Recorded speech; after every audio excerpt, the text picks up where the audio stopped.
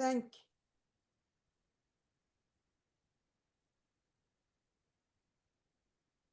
that one you said if it doesn't work, I can stop it.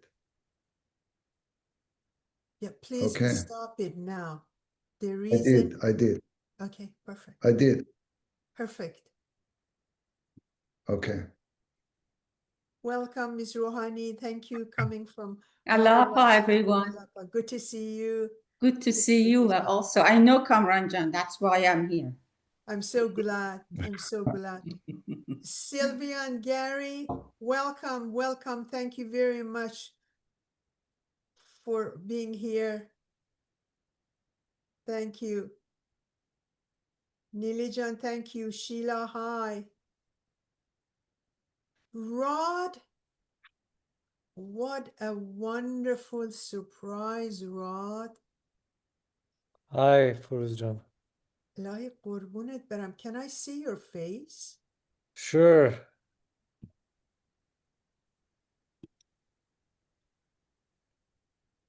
Hello, Rod. How lovely to see you. Yes, nice to see you too. Thank you for joining your uncle tonight. And Yeah, of course. yeah, I haven't seen you for a long time. Yes, I know. Yes.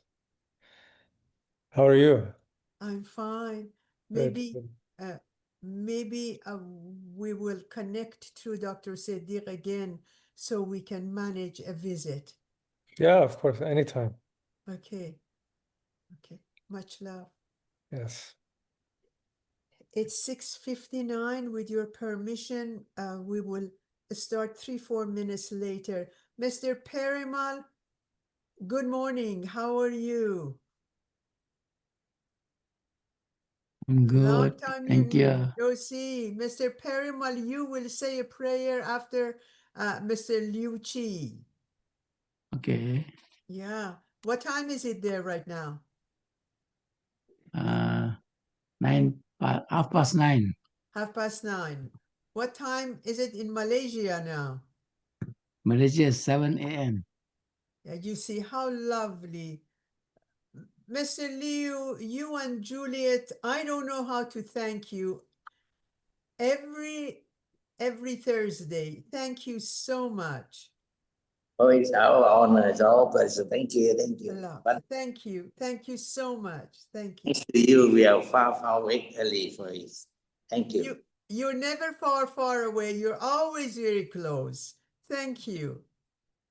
Okay. Dr. Sedig, I think Jalal is your friend. I remember him from your class. Jalal, I Hello. Hi, Jalal. Am I right? That is correct, yes. Thank you. I am introducing a genius, so I have to add to my intelligence in order to do that, you know. Thank you.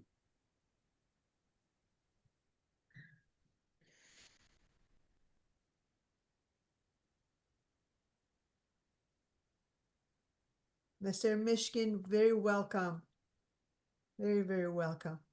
Allah. Allah, very good to see you.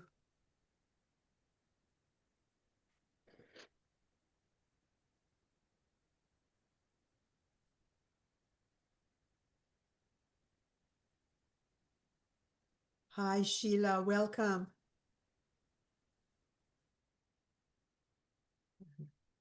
Mr. Jiva, very welcome. Anytime we have a scientific fireside, you're here. Welcome. Allah. Allah, very good to see you. Happy to see you here. Thank you. And I think yesterday I was talked with Ali. He mentioned about you yesterday at the birth of Bahá'u'lláh here in London. Right, Ellie. He's discussing about the email sharing which I did for the London's community. Right. Yes. Yeah.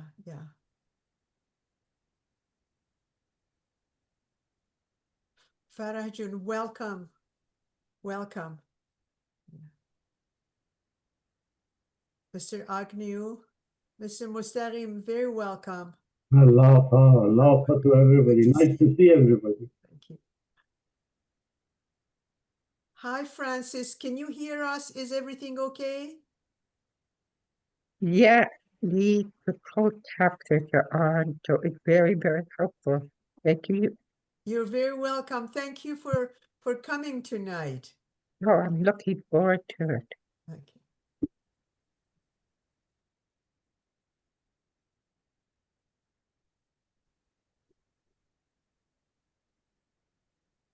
Dr. Sedig, let's give it 2 more minutes. That's fine.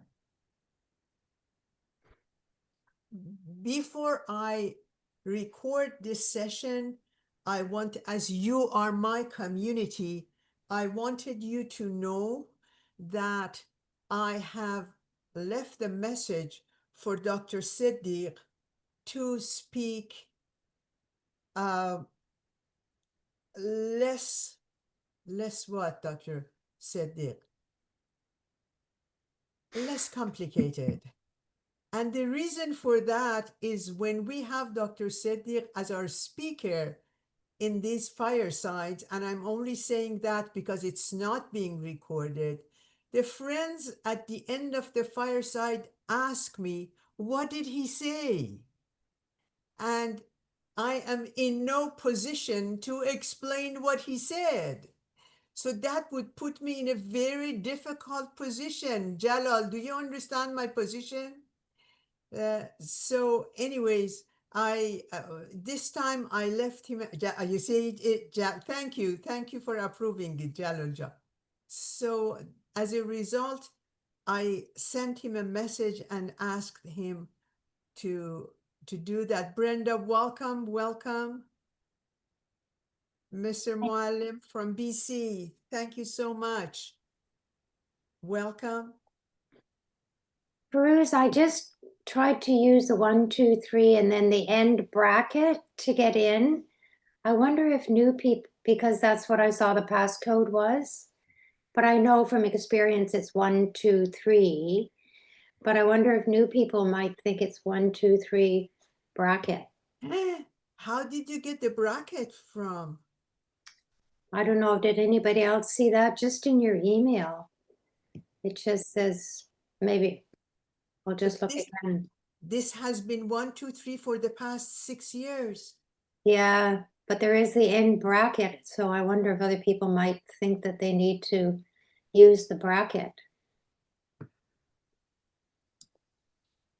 How many people are we tonight? Well, there's 32. Let me go back on my Facebook. Dr. Sedig, one second. Bonsoir, Gibi. I'm glad you're here.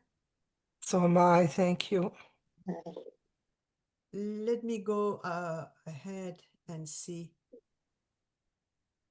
If it helps, I checked the email and I couldn't find the hashtag Oh, you couldn't?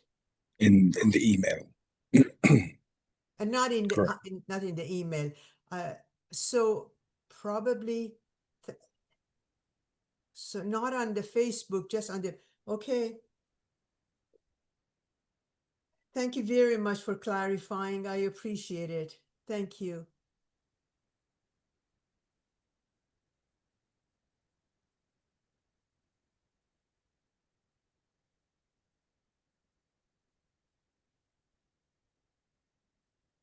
It is 7:06. We will start. By the time we finish 2 prayers, probably the rest of our friends will join us. So Brenda, did you say that you saw a hashtag on my invitation email? No, not a hashtag. You know how when you bracket something? Uh-huh. So it said 1, 2, 3, and then on my keyboard above the number 0 is the end bracket, and I saw passcode 1, 2, 3 end bracket. I just checked. Okay. I don't think I can do it. It's yeah. about 300. Okay. meeting ID this and passcode. Thank you. Thank you. SR, thank you so much for sharing this. I don't know how to rectify this situation. I'm just hoping to God that the people who've been waiting to see Dr. Sedig for the past 1 year are here. And after the prayers, hopefully we will have more people. But this has been advertised in so many different Facebook pages as well. So anyways, welcome to everyone. Thank you very much for always being here and sharing the best topics by the best speakers. Am I correct or not, Dr. Sedig? Dr. Sedig is a very, very good friend. So maybe a family. Why don't we record the prayers? Mr. Liu Chi, why don't we record you, and then after that, Mr. Perimal. Would that be okay? Hi, Juliet. How are you, Juliet? Thank you for waking up so early. Appreciate it. Thank you very much. So let me just say a welcome, and then you start. Okay. Welcome, everyone. We will start with prayers from Malaysia and Mr. Perimal from Australia. Go ahead, please. Okay. Morning, everyone. Start with a prayer in Bahasa Malaysia. Hello.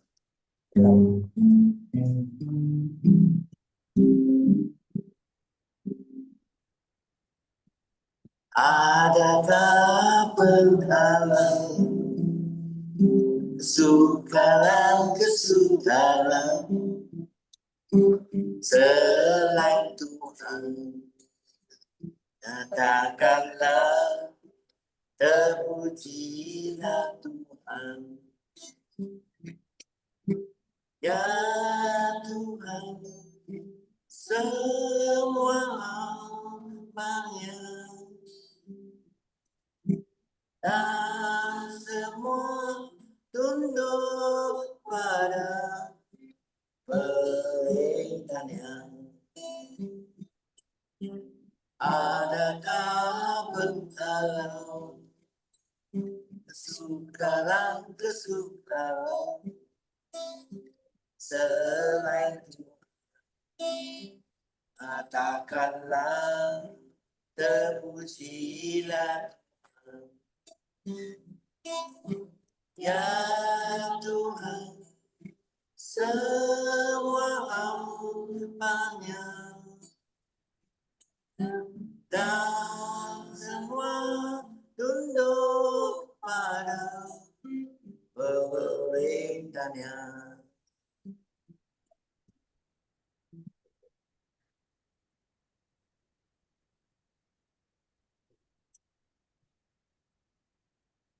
He is God. O thou who circles in adoration about the spot, round which circle the concourse on high. Raise thou thy hands in gratitude at the threshold of the one true God, and say, O thou the highest aspiration of every ardent lover, O thou the guide of every wandering soul, thou hast favored this favored servant with infinite blessings, and led this helpless and lowly one onto the threshold of thy oneness. Thou hast lifted to these lips the loving waters of thy loving kindness, and revived this wavering and withered soul with the breeze of thy divine mercy. I yield thee thanks for having bestowed upon me a full portion from thy most glorious favor, and vested me with the honor of attending unto thy sacred threshold. I beseech and infinite share from the bounties of thy kingdom on high. Grant this assistance, confer thy gracious favor. Abdul Baha.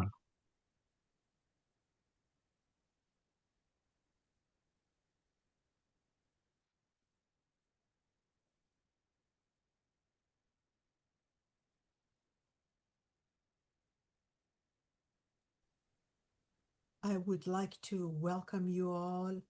I apologize profusely if there has been a mistake in the link. I don't know if that was the case.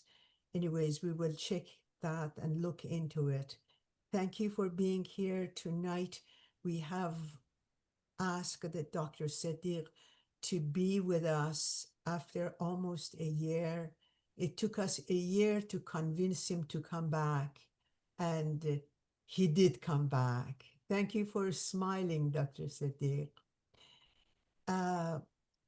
Dr. Kamran Sedig is a professor at Western University, Canada. His Ph.D. was in human-computer interaction design and children education. His M.Sc. was in artificial intelligence, and his B.Sc. was in computer engineering and science. His current research is interdisciplinary at the crossroads of computing, human information, interaction, visualization, cognitive sciences, and medical informatics. He will speak about materialism, a civilizational diagnosis. Before I ask him to start, I just wanted to add another very important information to his bio, and that is he is one of the kindest fathers I have ever seen, and he himself has been able to combine science, family, everything together so beautifully. I am very honored that you have agreed to be with us tonight, Dr. Sedig. Thank you. Go ahead, please. Thank you. You're always very kind. Good evening, everyone. It's a pleasure to be here. Before I actually start, since we are embarking on a very ambitious journey, I want to assure you that anyone who is here tonight, that when I give presentations, I try not to waste your time. So what we are going to get exposed to tonight can actually be presented at any level on this planet, I believe. Okay, so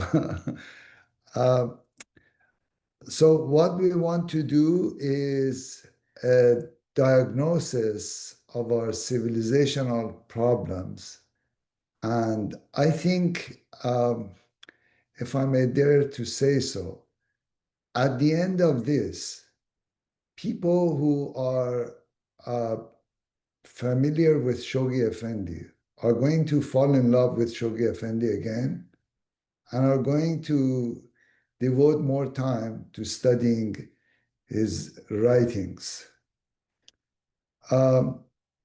Now, so let me see. I hope this works properly. Okay, so when we talk about materialism, it's very difficult to see, as sages have said for a long time. We swim in water, and it's difficult to see that water. And so we are like fish in the fishbowl.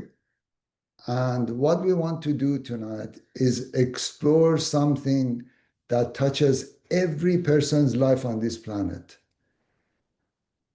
And I want to gently ask that we withhold judgment and observe the narrative, because it may actually challenge many of our held assumptions about life.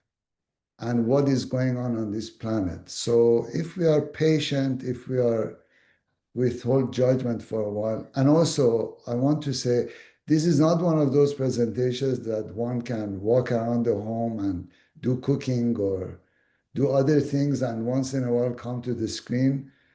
You would miss the point. So we need to be focused. A lot of work has gone into this, many, many years of work. So the first thing we want to observe is that the world in which we live in is interconnected, and we have a lot of crises on this planet. Ecological crises, our coral reefs are destroyed, our environment is destroyed. Many people have plastic products in their bodies. We have economic crises, we have political problems. People don't trust their governments, they don't trust the media, they don't trust science. We have crises from every angle that one can imagine.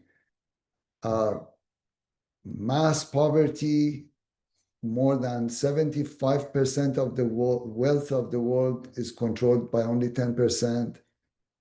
So the question is, are these separate problems or are they symptoms of a single underlying condition, the root cause?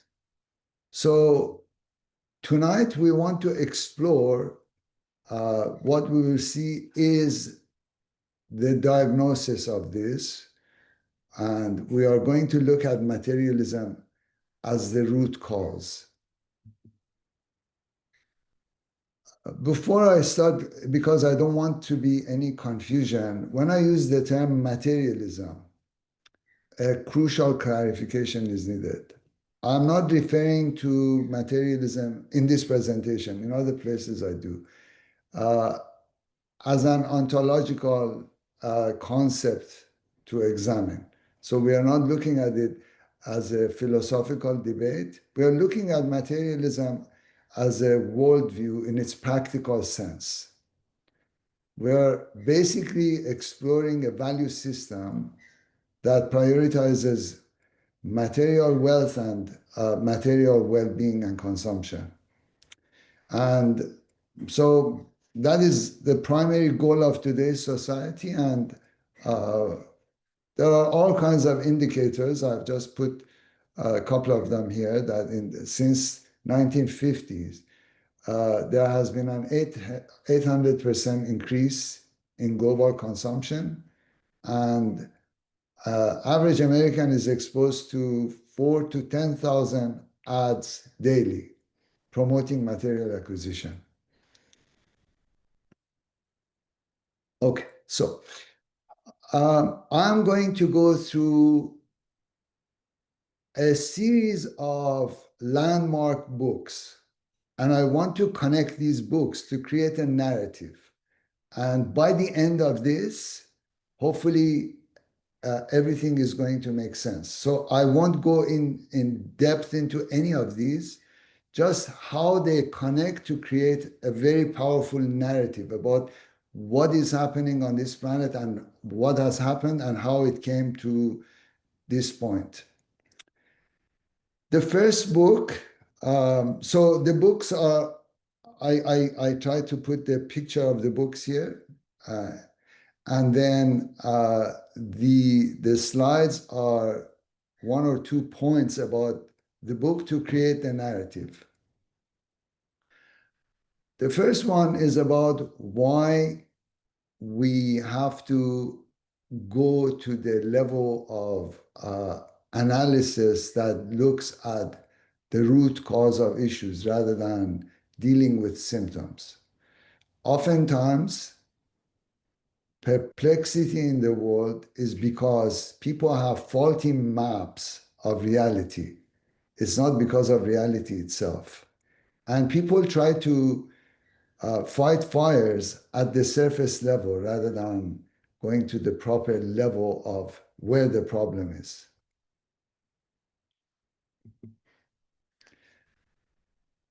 Now, so in order to do our analysis, I'm going to focus on one statement of Shoghi Effendi from 1954, and so in which he diagnoses the roots of our global crisis. This is from Citadel of Faith.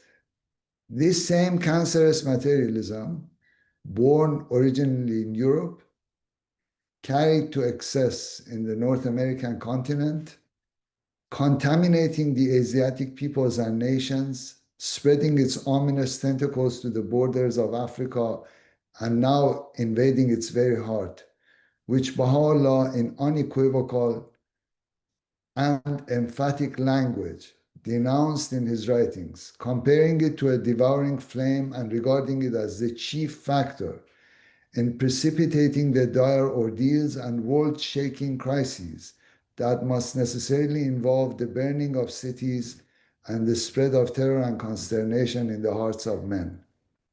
Indeed, a foretaste of the devastation which this consuming fire will wreak upon the world, and with which it will lay waste the cities of the nations participating in this tragic world-engulfing contest, has been afforded by the last World War, marking the second stage in the global havoc which humanity, forgetful of its God and heedless of the clear warnings uttered by his appointed messenger for this day, must, alas, inevitably experience.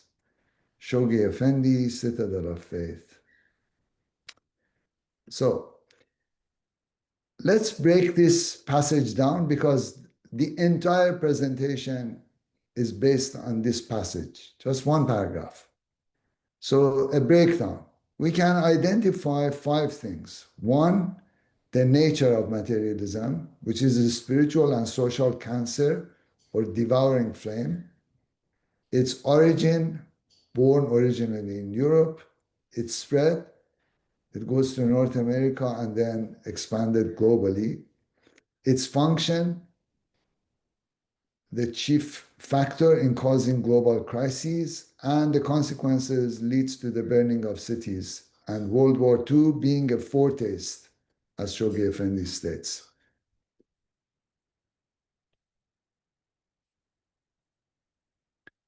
In order to understand what is meant by materialism and how human beings have come to accept it the way it is, we need to understand how ideas are born and how ideas travel.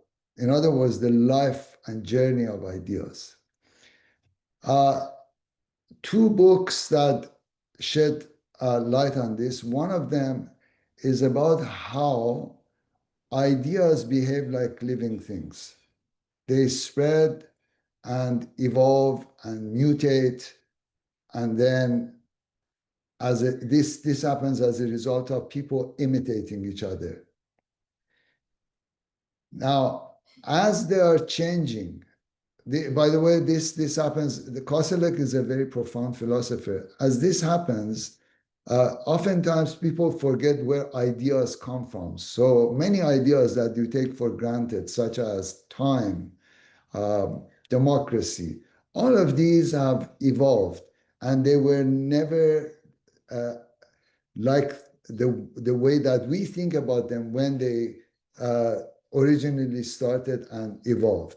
This is mostly true of concepts that human beings construct.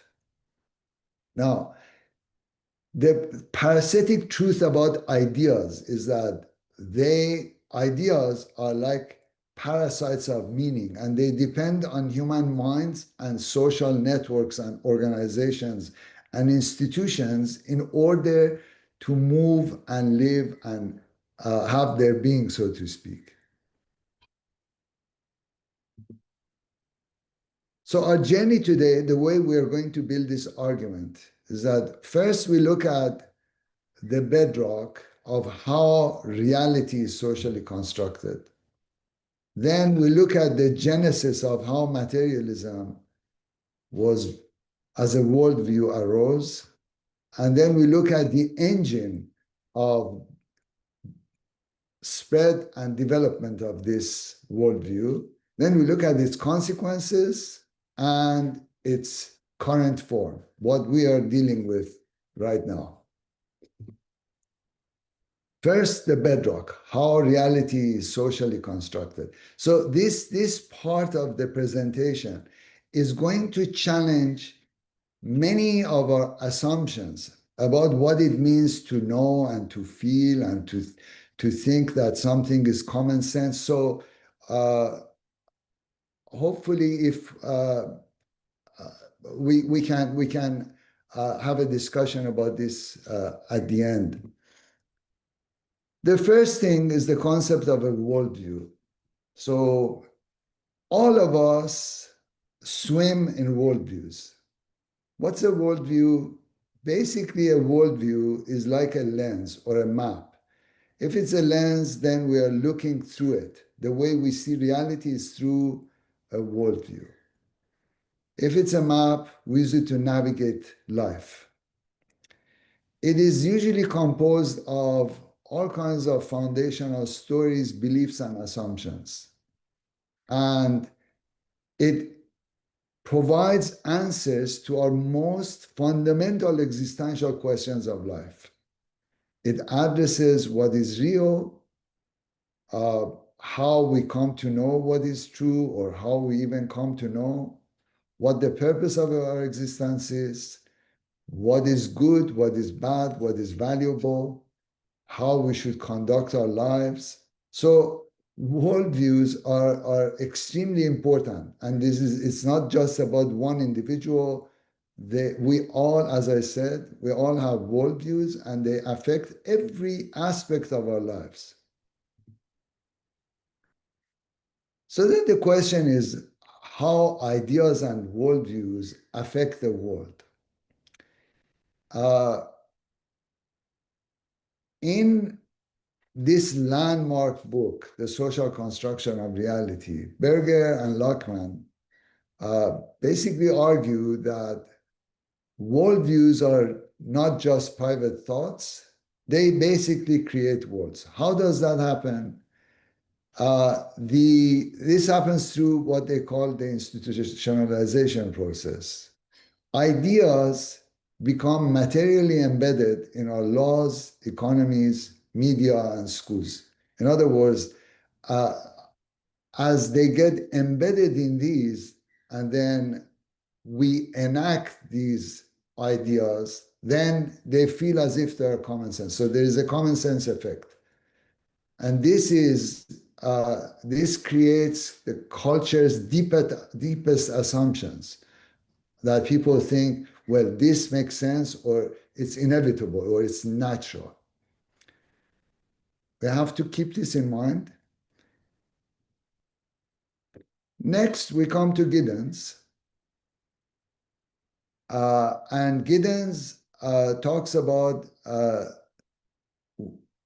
this process of the relationship between humans and institutions, that humans create institutions and social rules, and then those same institutions and social rules change or shape their behavior. And this process creates a loop. Both of them reinforce each other. Now, this is true of all things that human beings create. Anything that human beings create has a second and third order effect in terms of how it designs human behavior.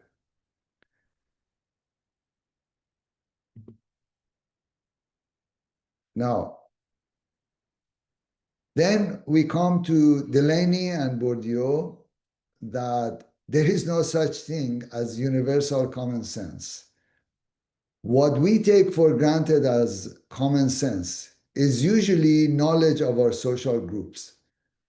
And those are, Bourdieu talks about habitus, that as we live in a society, we absorb society's rules and then they gradually become our personal taste, disposition, and habits.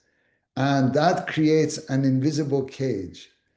And we think that these habits are natural. Because I do them, then they must be true or natural.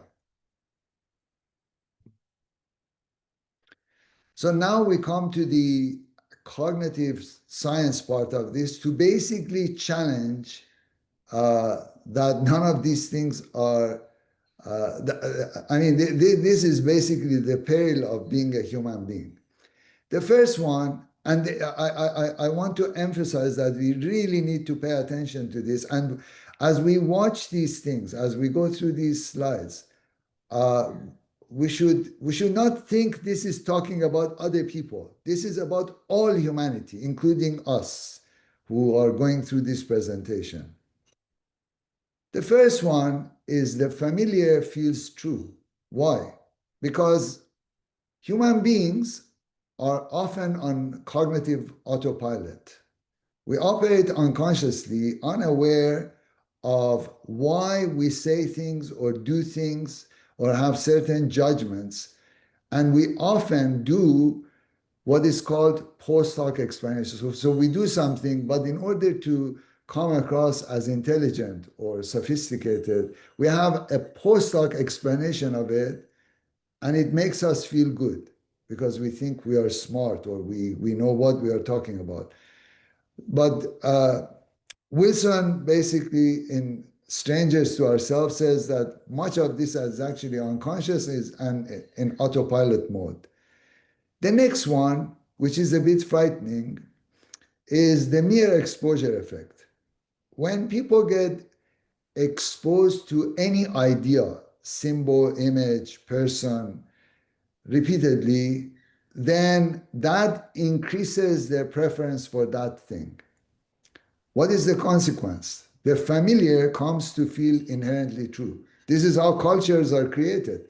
Otherwise, you would not have people of the same culture liking the same food and doing the same things and all feeling natural and normal together. With this in mind, the question is, what's the mechanism? The mechanism is explained by two, again, scholars. One is Kahneman, who won the Nobel Prize for this. He discusses this dual process theory, that human thinking is governed by two systems. One is let's call it for now, I'm going to use Baha'i language for this. This is the animalistic, so to speak, system. It's fast, automatic, intuitive, so what people call gut feeling. This is for operating in the physical world quickly, so you can react to things. So if a lion is attacking me, I have to be able to react quickly. So this is system one. System two is slow, effortful, and logical. Now, what happens with people is that oftentimes people confuse cognitive ease, whatever comes to them naturally, as truth, okay? And they mistake familiarity for truth. So fluidity is confused with truth. Now, the second part of this is by Clark, the predictive brain. He basically comes and argues that the brain is a predictive machine. It likes to, so rather than information coming through our senses to us so that we react, we predict what is coming. We have models in our brain that can predict, and if we can predict fast, we think that is natural and true.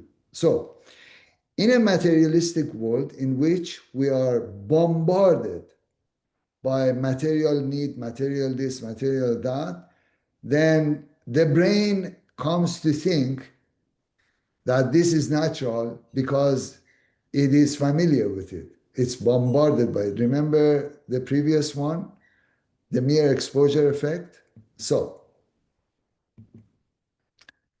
That is, so up to this point, the bedrock is how human beings, how worldviews can become embedded in social structures and how they come to feel natural to human beings as common sense.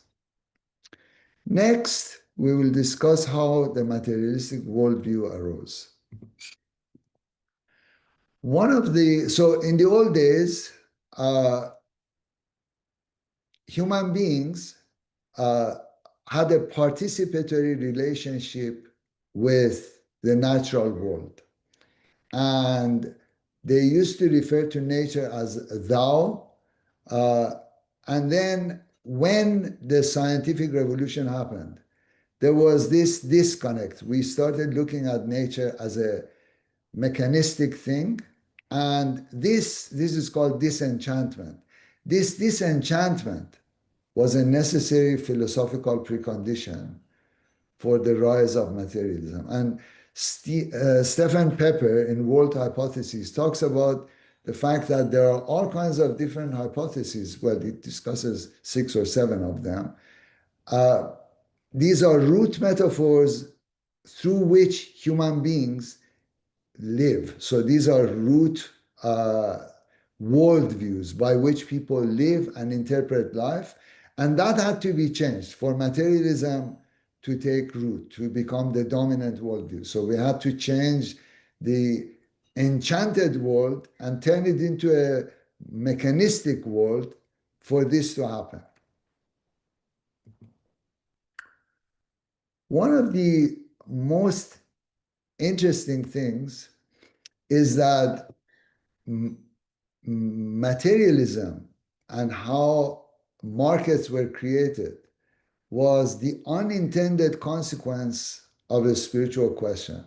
Max Weber talks about this, that when the Protestant movement started, one of the groups, Calvinists, because of their belief in predestination, it created a lot of religious anxiety, and people didn't know whether they were saved or not. And this created a psychological drive because it was frightening. So this intense psychological pressure, they wanted in this pressure to find signs that God actually liked them or God was on their side. And this created a new ethic of hard work, frugality, reinvestment, etc. And people who were successful, then they thought that this is a sign that they have God's favor. Those who are familiar with the prosperity gospel churches, they see that now it's come to its extreme. But what was the unintended structure of this? This spiritual calling gradually morphed into the secular spirit of capitalism. Now,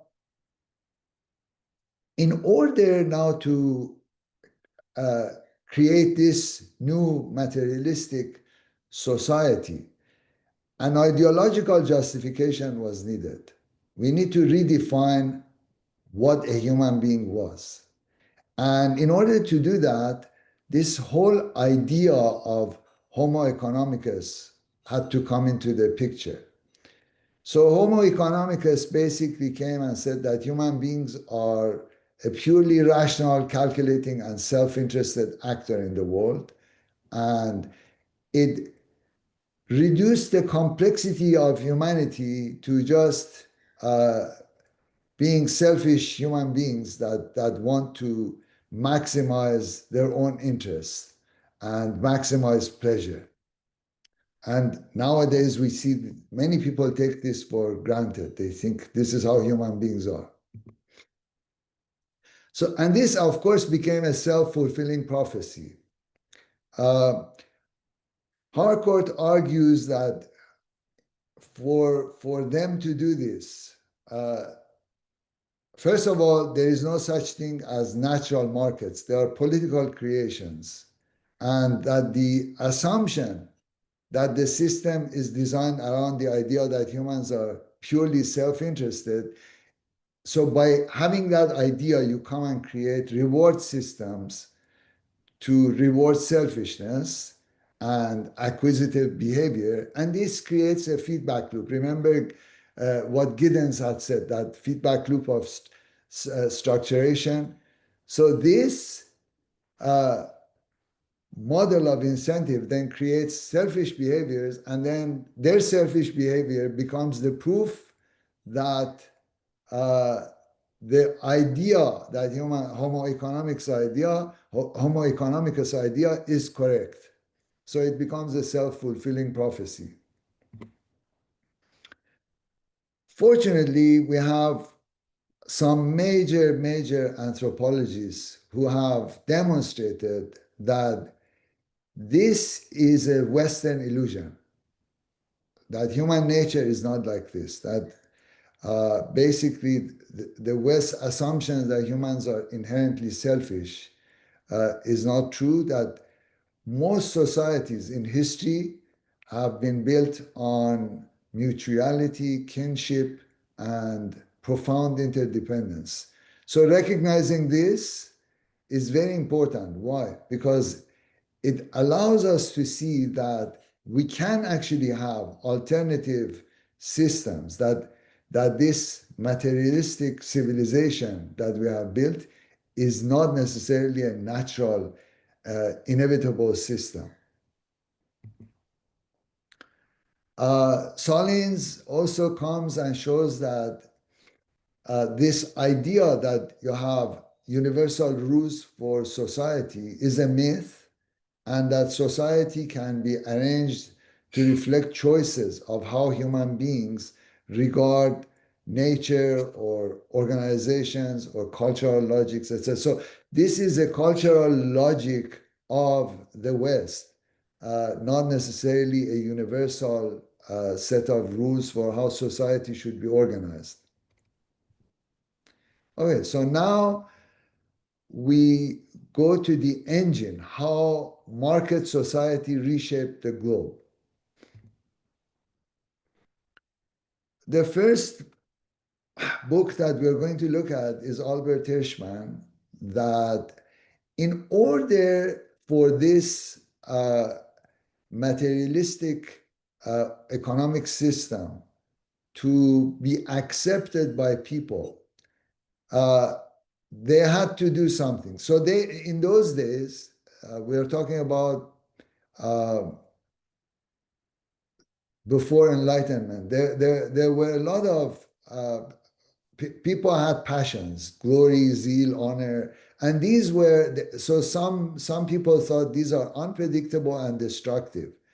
And the safe alternative was that to make them interested in money, comfort, and gain, because they could manage this and this was productive. So they came and created a strategic swap between these two, and they rebranded what was considered as sin into a tool of stability. So avarice and greed and all of those things that were regarded as bad things by most religions, they were reinterpreted to be positive things, and there are signs of success and ambitious person. Now, in order to basically establish the modern economic system, one of the things that they had to do, so in the old days, economy was part of the social system, social order. It served social values, ethical values. And they had to, in order to make market economy to be independent and to rule everything, they had to disembed it out of the social order. They had to take it out of the social order. This is called the great uprooting, and make it completely separate from social values. Because in the old days, people used to do things based on social relationships. And one of the things they had to do was to create fictitious commodities.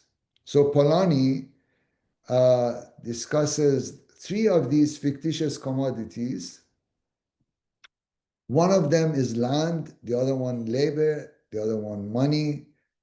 Now, why are these fictitious commodities? Because land is part of nature. Now, in the old days, nature was not considered a commodity that you could buy or sell.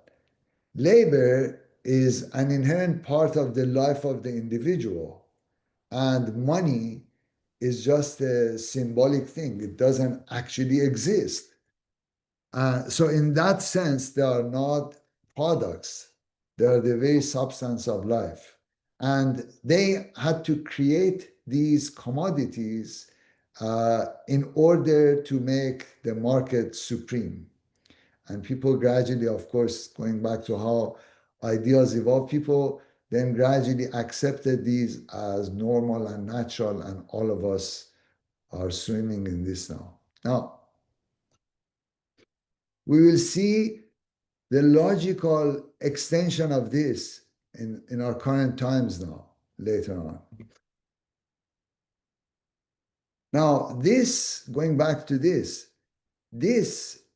disembedding of the economy was a violent act. It caused a lot of problems. So land enclosures and labor and having a cold calculus of price, it caused massive social dislocation and suffering. People had to be driven out of their lands. The pattern of family life and time was shattered. And of course, because of the cold calculus of price, all kinds of loyalties were destroyed. So what have we seen so far? So far, we have seen how worldviews build reality. So beliefs become embedded in institutions. And then common sense is gradually learned. So what feels natural is just what is familiar to us. And how reality can be reconceptualized. So how fundamental shifts in thinking transform social reality. And we saw how, for instance, religious ideas gradually became social reality in a secular sense. And we've also seen how this creates a feedback loop. Institutions shape our behavior, and our behavior reinforces those institutions.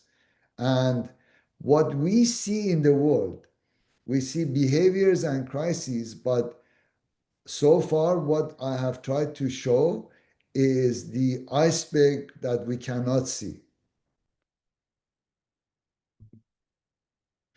Next, we have to discuss how this disembedded economy, how making the market or that economic system a global worldview had to be done. So we saw that it was originally born in Europe. Now, through colonialism, it had to be spread to other places. And colonialism is not just about taking land and resources. It is basically and fundamentally about imposing a single worldview and convincing people that that is what it means to be civilized. And the blueprint of this, the European recipe for this, was one, mastery of nature, dominate and extract from the environment. And the other one was accumulation of wealth, treat land and people as resources for benefit. And this particular European blueprint dismissed thousands of other worldviews that existed or ways of life, and they branded them as savage and backward. And in order to implant this worldview and take it to everywhere, they had to use conceptual tools such as standardized time, European legal codes, new school systems, and their economic tools had to be used. The goal was to make the materialist economy seem inevitable and natural. So, as you see in the upper part of this slide, through institutionalization, what Berger and Lockman were talking about, how social reality is constructed. You embed these in the institutions, and then they gradually change society and they feel as if this is normal. So, two other major works that discuss this, one is by Niall Ferguson in Civilization and then Sapiens. So Ferguson says that the way that, so we noticed Roberts had said how it spread, but Ferguson and Harari add to this that the way the mechanism that this was done was through creation of a new operating system, basically. And this is the operating system of dominance. So Ferguson talks about a few killer apps that had to be installed on this system.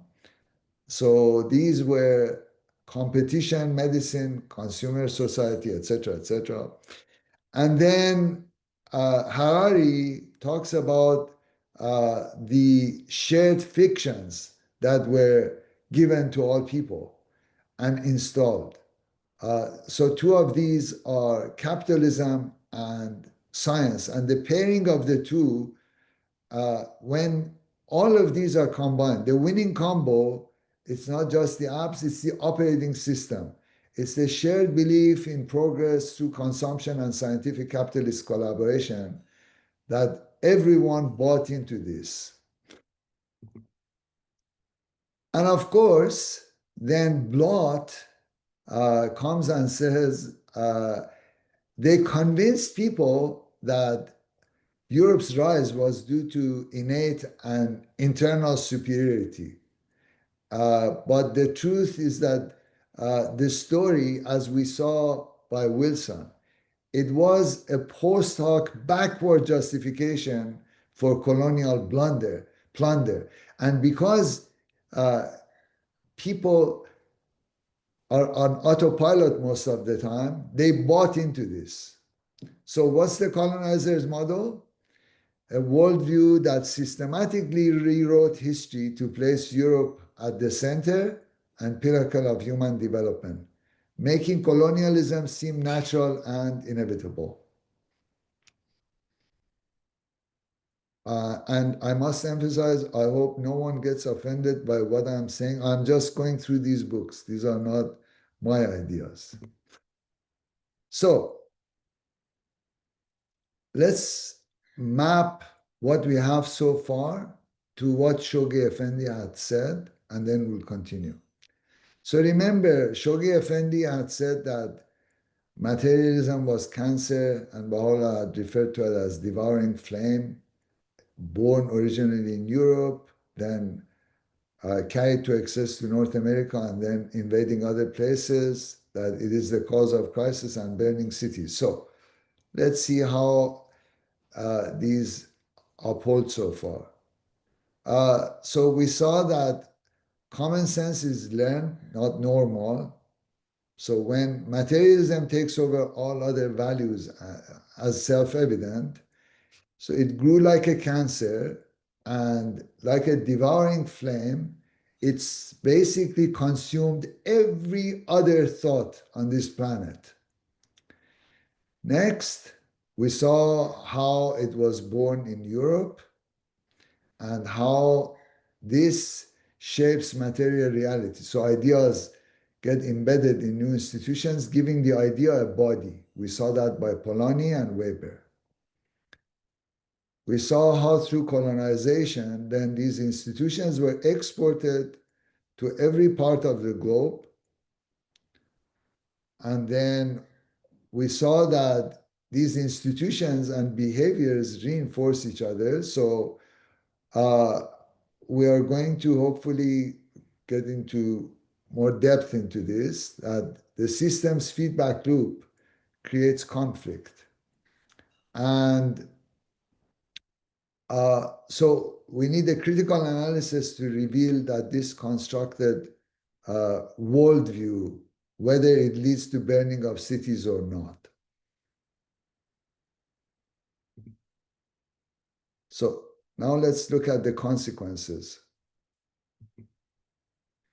The first thing that we are going to look at is, remember Shoghi Effendi in that passage basically claimed that materialism led to First World War, Second World War, and the Second World War is a foretaste, okay, of what this can do to the world. What is the fuel? Now, Kennedy, through a lot of data analysis, demonstrates that there is strong correlation between economic growth and military might. So, in other words, that this type of capitalism has built-in problem within it. And then Hobsbawm shows that the crisis of liberal capitalism and brutal competition between rival empires created the incentive to use that power.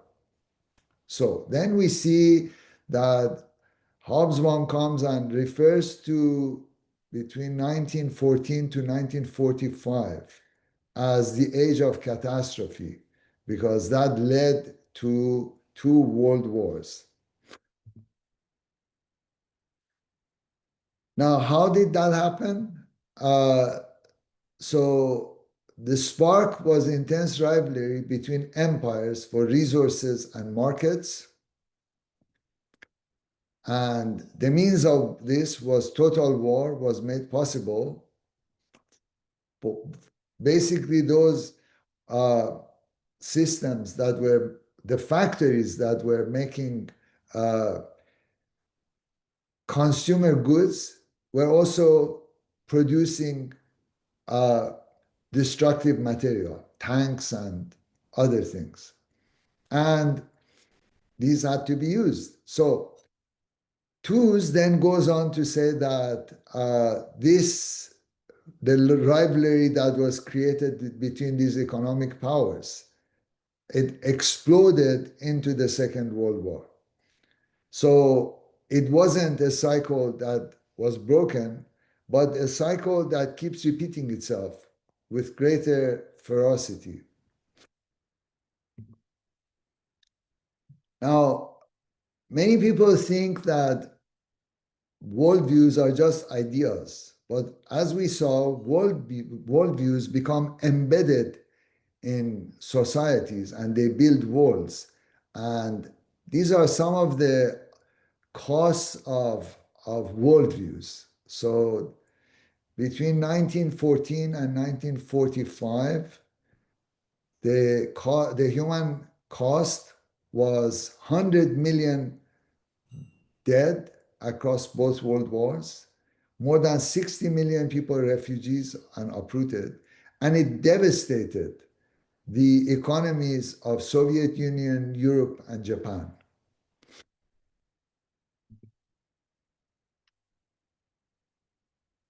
Now, lest we think this is about history, the very same idea of a disembedded market has actually been reinforced today. So one of the projects, neoliberalism, deliberately set markets free from democratic control. That's by Harvey. And the result is that the market now invades everything. And then Sando comes and poses profound questions. He says, okay, if everything is for sale, then what shouldn't be for sale? Should we sell friends? Should we allow factories to pollute and just sell pollution? Should we sell our attention? on and on. So a spot in, you want to cross the border, fast lane, passes, etc. So when the market rules everything, it can corrode the very values that make life worth living. So these two authors argue. Now, one of the reasons that materialism came to North America, was carried to North America in excess, is that they didn't have some of the historical baggage of European countries to stop them from living this materialistic dream. So Zons argues that this basically came, this self-fueling cycle of corporate power and factory output and consumer, etc., that this came to in its excess form to North America, and then it was globalized. It started dominating every part of this planet. Now the logic continues. So the same historical pattern is now observed. If you remember, some of the previous wars were because of competing economic powers. So Allison argues that now we are in a trap because a rising China threatens a ruling US, recreating what is called Thucydides' trap. So you have a ruling power and then another one that is going up, and then that leads to war.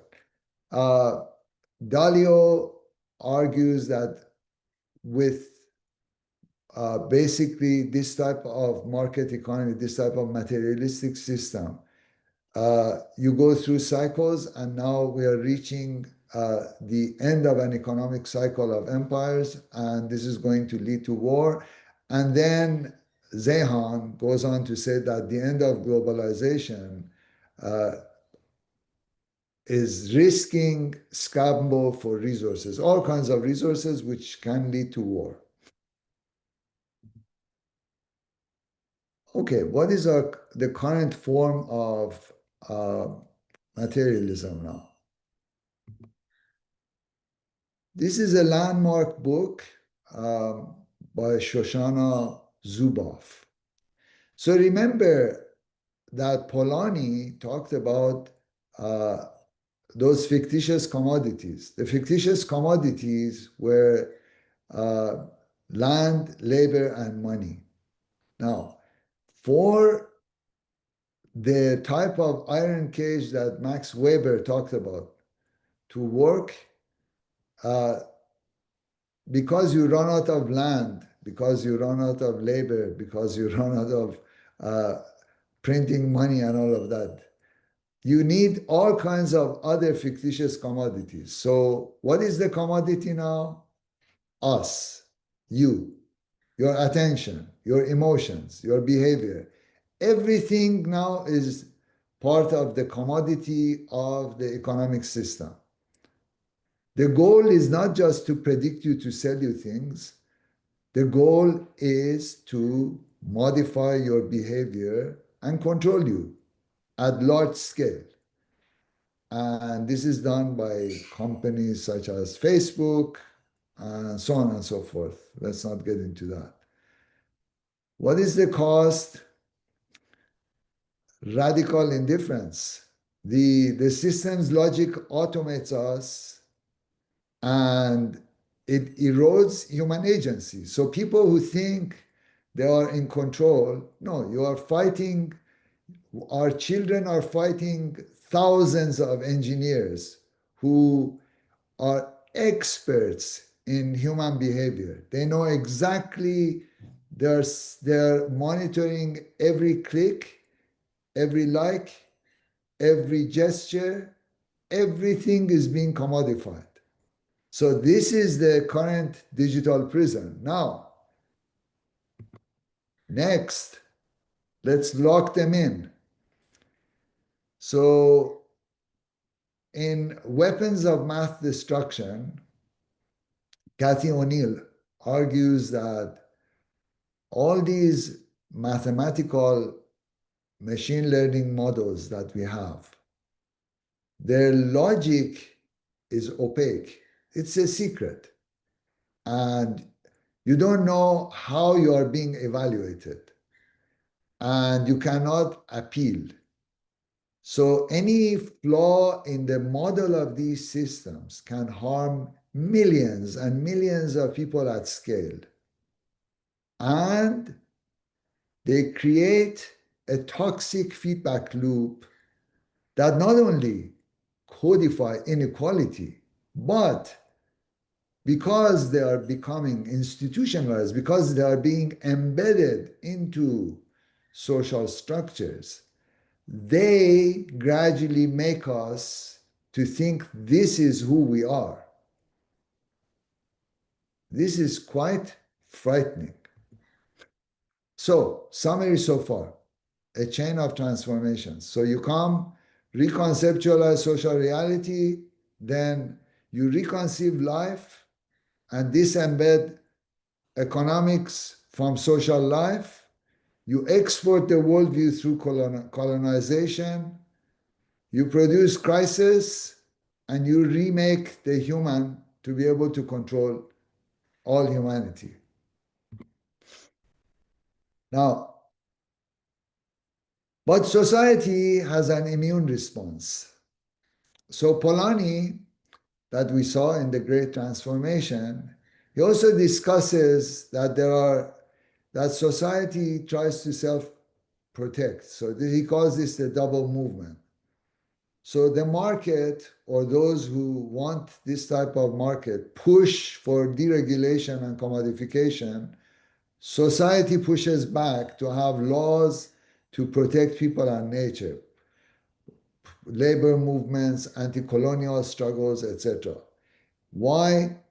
Because the core revelation is that life is more than a commodity, okay? And there is a durable moral memory that stays through resistance. The 21st century re-embedding of that, so as part of this double movement, there are economists now who are saying that, look, this cannot continue, so there is a pushback. The donut economy comes and says, so the arrow you see is the double movement, that you need to meet the needs of all people, so that's the inner circle, and but there is an outer boundary, that's the ecological ceiling. You cannot have infinite growth, economic growth. And then Sen, who won the Nobel Prize for this, he comes and says, no, we cannot measure progress through GDP alone, but the expansion of human capabilities, what people can do and be. So they are looking at other dimensions of humanness. So they're trying to look at tools to re-embed the economy within society and nature now. So finally, the common sense that people feel as if this is common sense, there is a wonderful book called Everything is Obvious Once You Know the Answer, that basically most of what people consider as common sense is an afterthought. There is no such thing as common sense.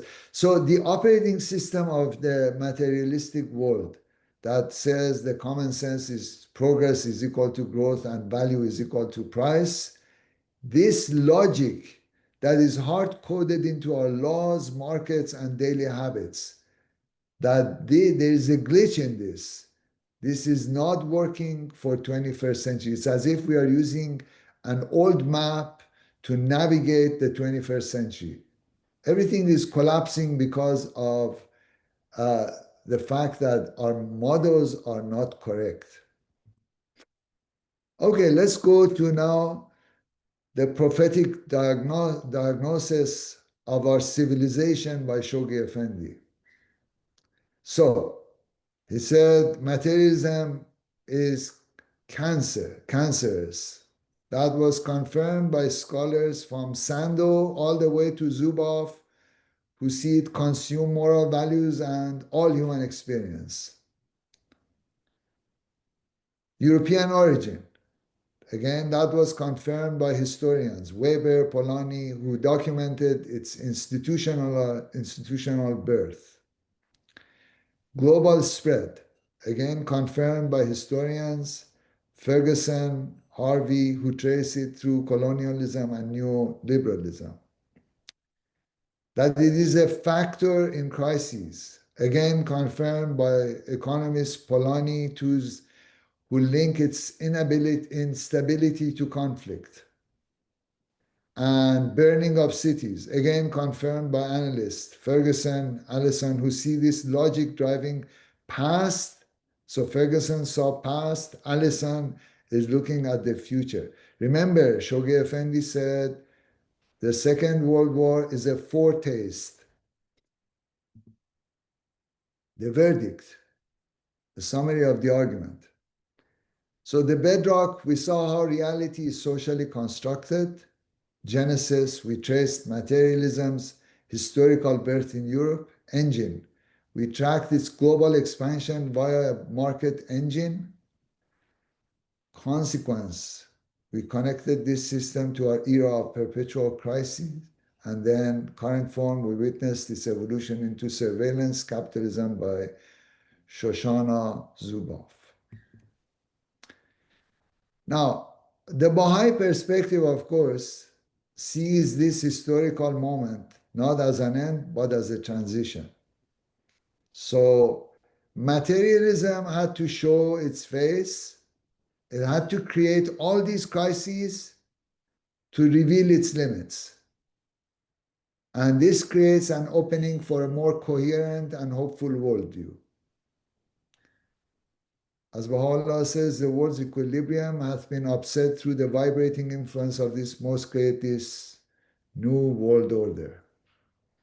So we are seeing the bursting of this into the scene, because this old order that we created is crumbling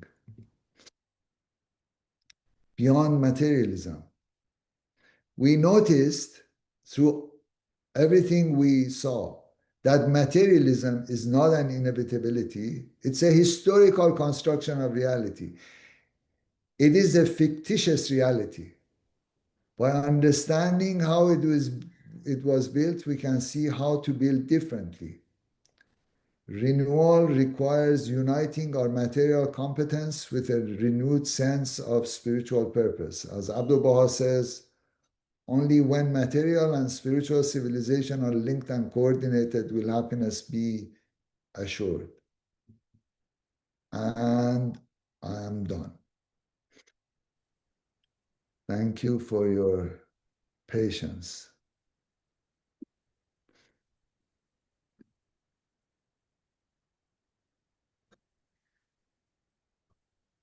Thank you very much, Dr. Sedig. I'm dumbfounded, but I'm smiling. It wasn't bad. It wasn't too fantastic. It wasn't too Fantastic. abstract. It was Okay. fantastic. Thank you. Thank you very much, Dr. Sedig. Would you give me 2 minutes to welcome a few people? Peter, thank you so much for joining us from England. I know how late that is for you. Appreciate it. Thank you, Peter. Thank you. I sleep during the day sometimes. Okay, that's fine. Thank you. No, it was a wonderful talk. Wonderful. Yes, yes. Thank you. Dr. Valerie Dawn, thank you so much. Appreciate it. Wonderful to see you. Shoghi, it's been a long time that we haven't seen you. Wow. Thank you for being here. Thank you. Mr. Taherzadeh, thanks for sharing tonight with us. Appreciate it for being here. Mr. Noli, hello. Dr. Etamad, thank you for being here. Appreciate it.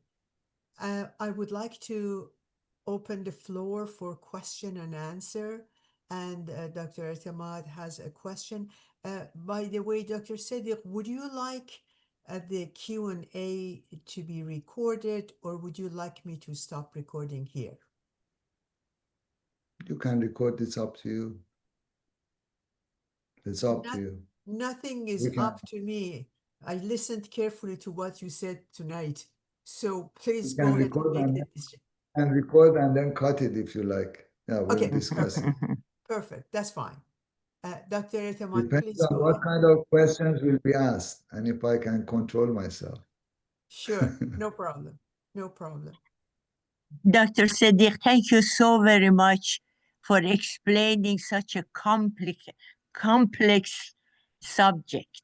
My question has two parts.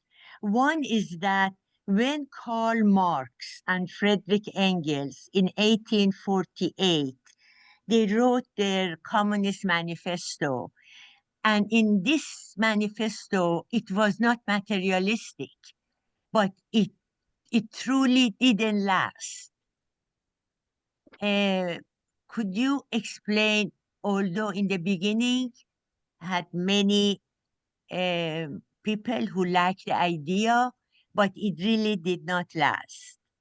And the second part of question is that do you see any hope that the sociologists and scientists are thinking about changing this attitude of materialistic ideas? So the first part of it, I am in no position to answer that. The second part, I can. Is that okay? Yes, I absolutely. can't say anything. Okay, second part. I have actually written an article for Association for Baha'i Studies. And so remember at the very beginning, I was very careful to say this one is just about practical materialism. It is not about ontological materialism. Now, ontological materialism means that it is about the belief that only matter exists. And that ideology, that worldview, in my view, so the way I don't know how to say it. So we'll see whether we should keep these answers or not. I think the greatest enemy of humanity is materialism. It is the most dangerous, again, in my view, it is the most dangerous ideology. And the reason for that is because at an ontological level, it comes and flattens reality.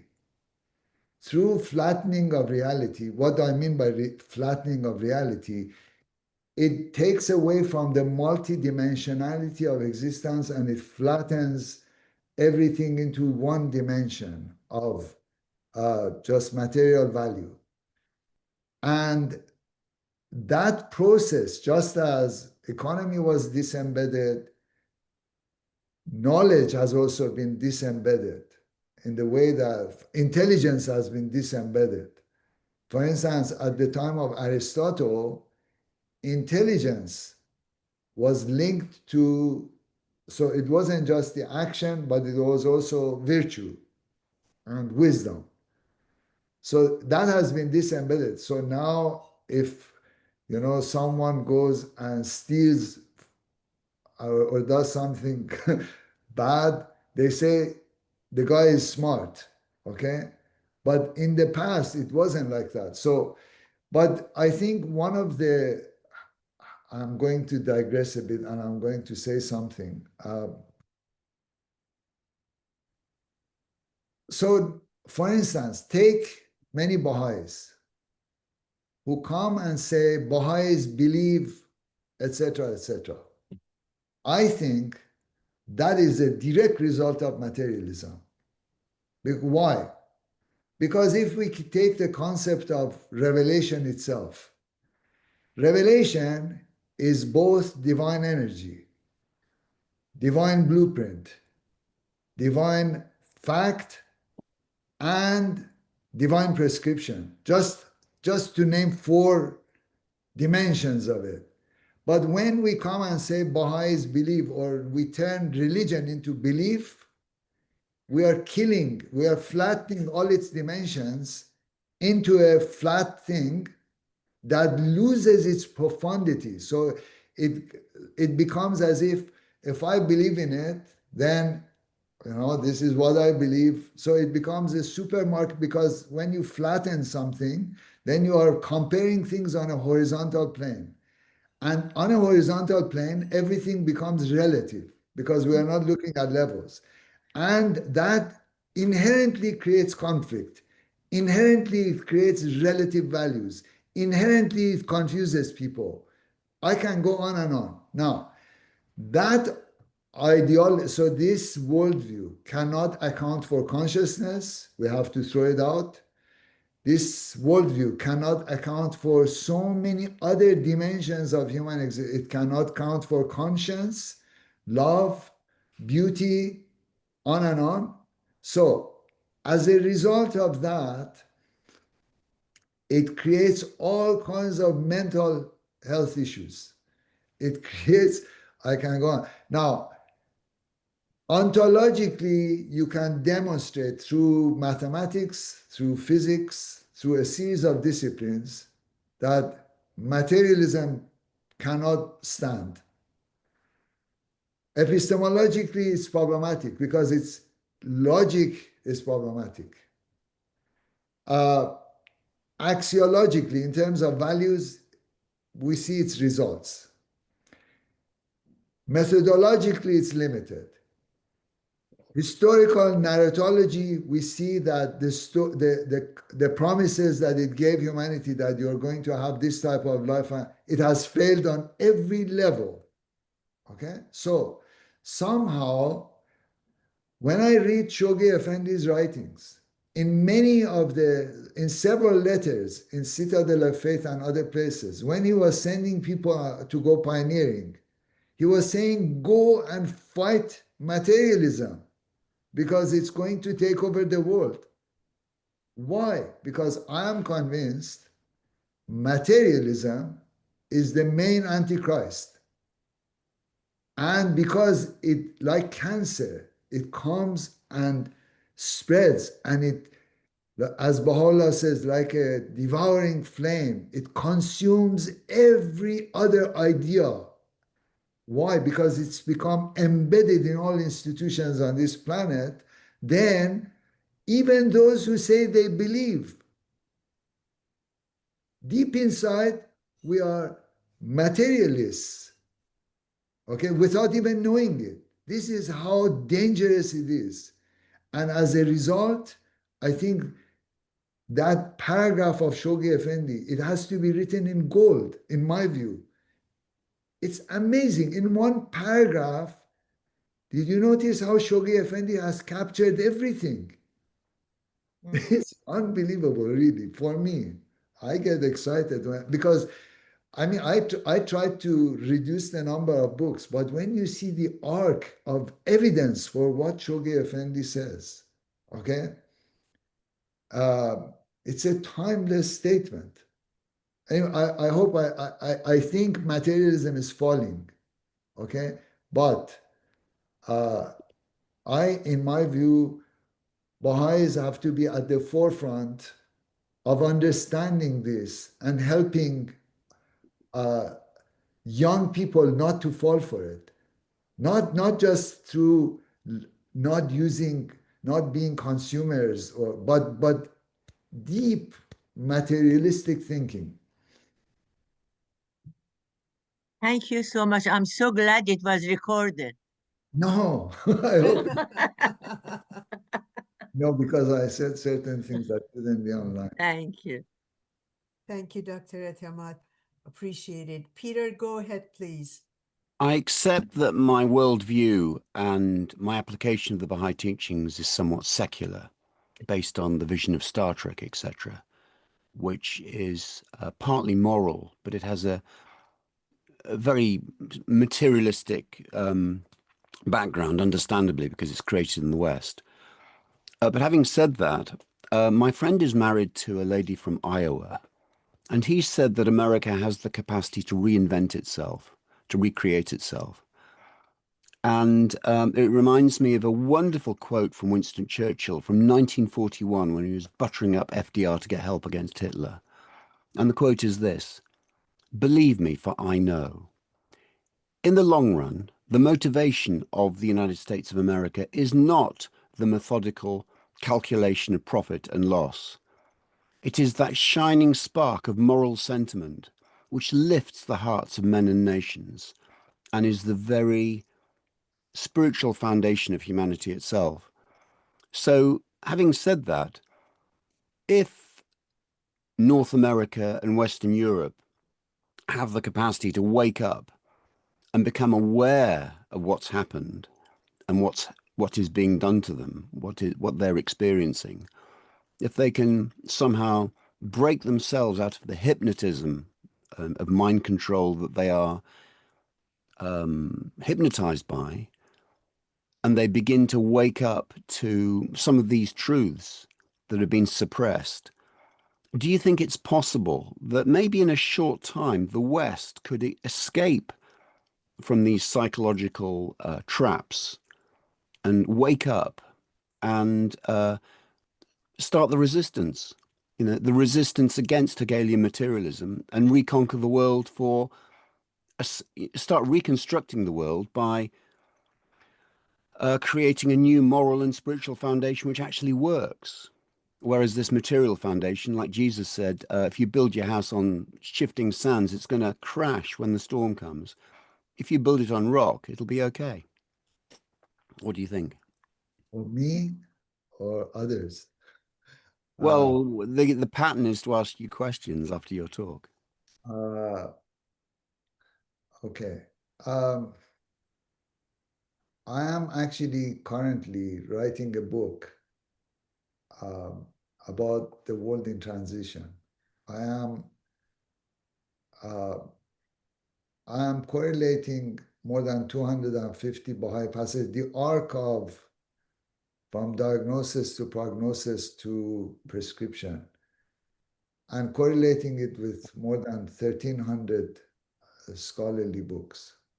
Now, so based on that, so I think about this all the time.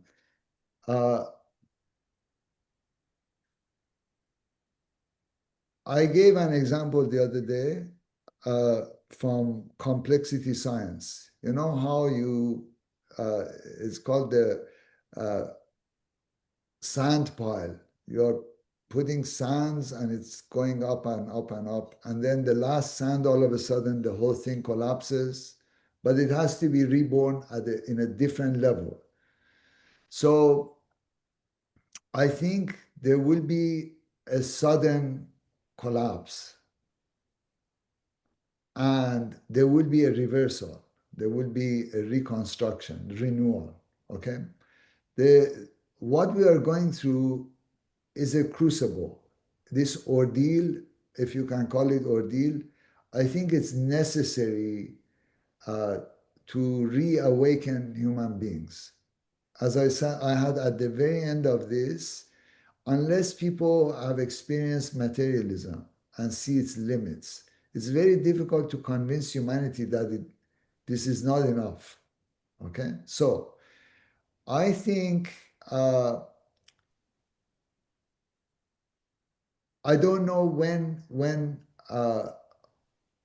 So you know the passage from Bahá'u'lláh that the world is in travail and its agitation waxeth day by day, and then all of a sudden, and then the nightingale. So that all of a sudden, I don't think anyone can predict. However, there are signs that we have created a world of interlocking systems, that one storm can bring down the whole planet. Because all of a sudden, there will be a cascading effect through all the systems on this planet that awakens, that it will be tremendous suffering, okay? But that will awaken humanity, and then I think the reconstruction will start. So I am very hopeful. I mean, I think the matrix of a new world order has been is in motion, full motion.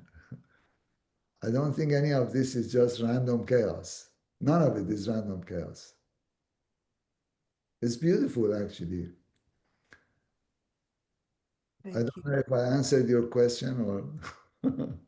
Yeah. My hope, it could be a false hope, but my hope is that the BRICS, the SCO, could create an expanded Commonwealth of Independent States, which represents the world federal government. I don't know about any specific thing. I'm looking at it more globally. Yeah. Yeah. Thank you. Thank you, Peter. If you come every week, you see what kind of speakers we have.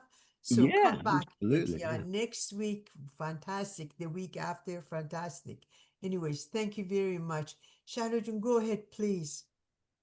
Yes, loved your presentation, and it gives food for thoughts. I look at materialism, and I see it going back eternally. I see it going back to the St. Augustine, going back to what I call women's Holocaust, go back to the crusade, go back to, if you look back, you find that as the humanity expanded and grew, and what they lived on didn't seem sufficient, people tended to go and see if they could get some more from somewhere else. And as they found it easier to rob others, colonization became popular. And so we used what we had or misused what we had, and we thought, okay, they have some of that, let's take theirs. And so we expanded on and on. This has happened with all cultures, the Mongolian, the Persians, the Romans, the British, the Americans, we have all done it. The point is that at the moment we have the prescription for healing it. And I'm wondering, how fast are we working on what we have? There are some prerequisites that Baha'u'lláh, Abdul Baha, and Shoghi Effendi have given us. How fast are we working on that?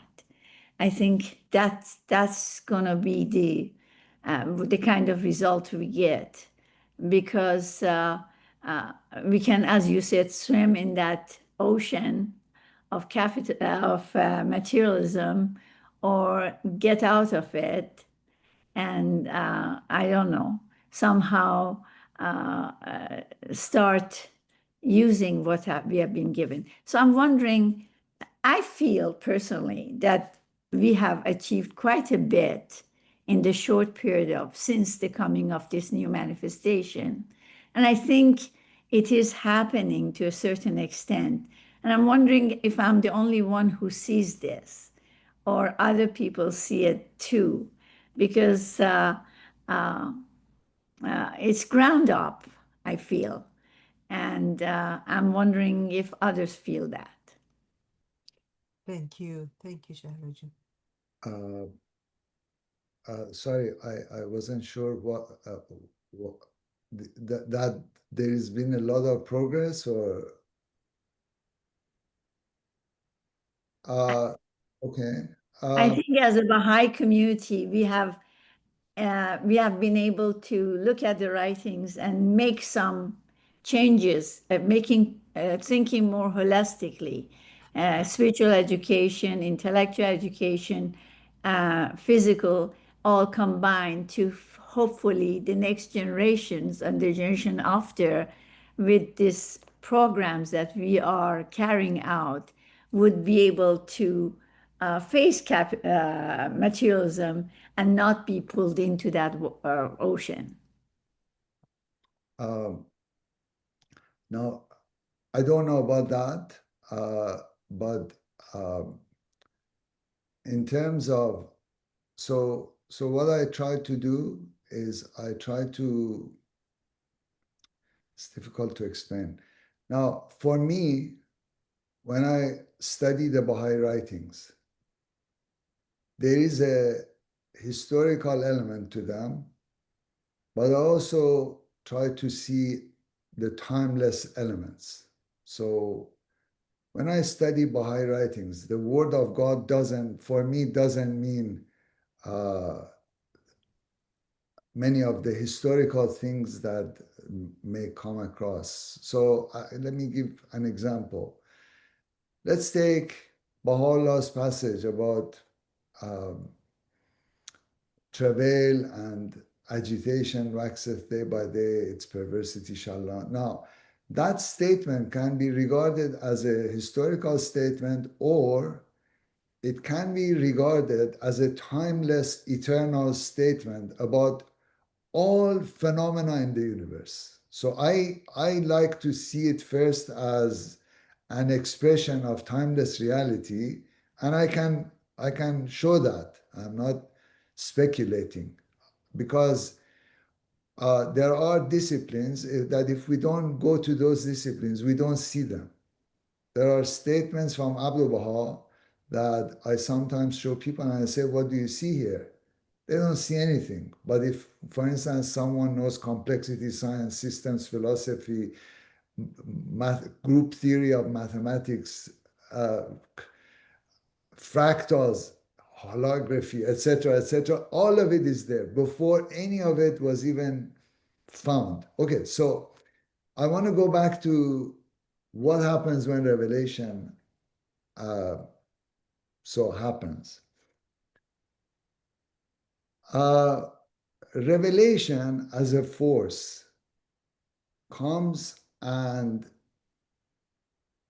repatterns the matrix of existence, and it brings the energy for that pattern to gradually evolve and crystallize over millennia. Now, when we look at history, so I want to go back to something you said, because we now know that civilizations develop as a result of the amount of energy that for now, bear with me, because I may be saying certain things that people think this guy is crazy. The amount of energy that is released through the appearance of different manifestations is different. So when we look at the past history of humanity, it is not an indicator of the amount of energy that was released this time. Why? Because the only example we have is of the axial age. In the axial age, when you had certain prophets come, there was a burst of development on this planet. But this time, we go and see there is an inflection point when Baha'u'lláh appeared. That inflection point is independently confirmed by non-Baha'is. I actually don't think the Baha'i community is doing much. Forgive me I think the forces of revelation are doing far more than we think. Okay? So, that inflection point, there are certain things happen that majority of humanity doesn't even know. So let me give you one example. If I mention George Cantor, I'm almost certain most people haven't even heard his name. But George Cantor was a mathematician during the time of Baha'u'lláh. What he brought in terms of the concept of infinity, Baha'i faith, a lot of it is based on infinity.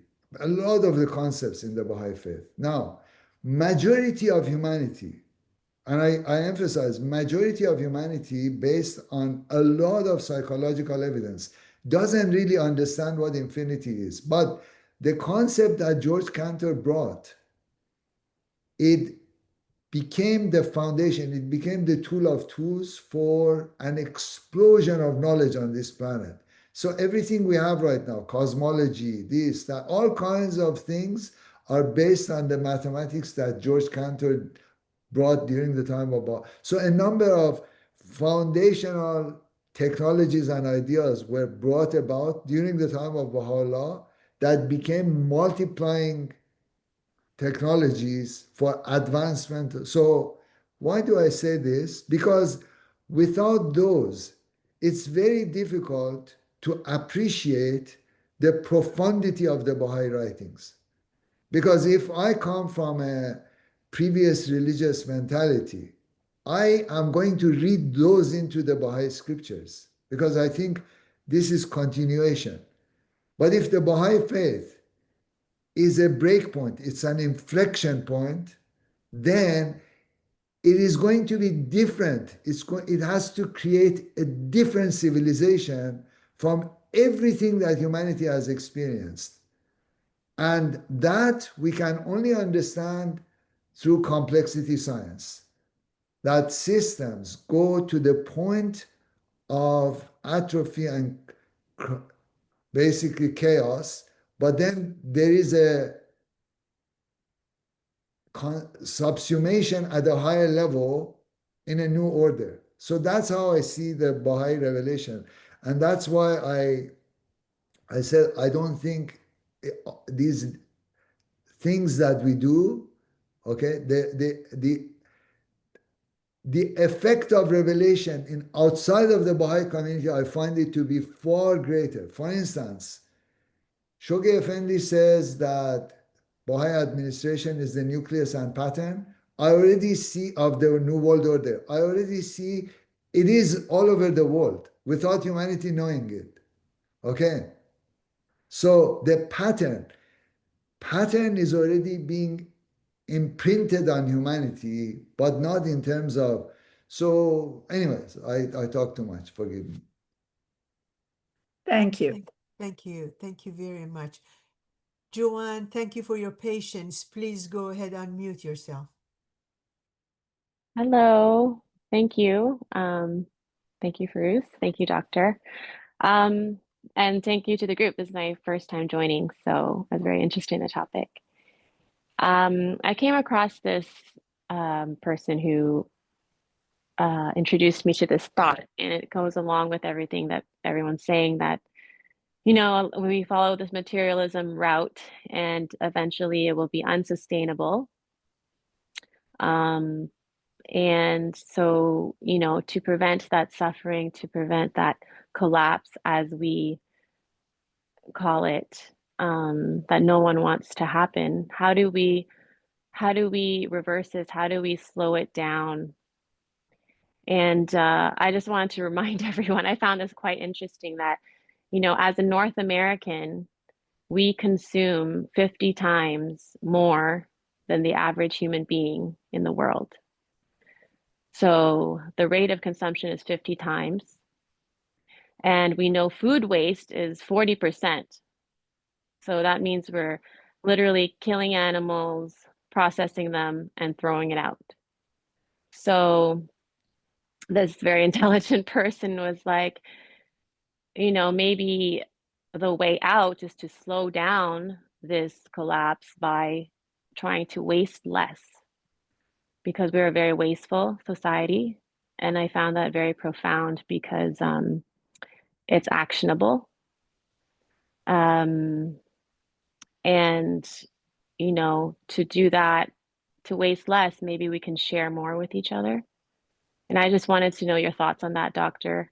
And just, to get humanity on a different path, to change the trajectory a little bit, what would it take for people to, start making small steps? Or does it take like a precipice point to change, or can we do little steps to kind of slow down and maybe even change the route of what we're doing?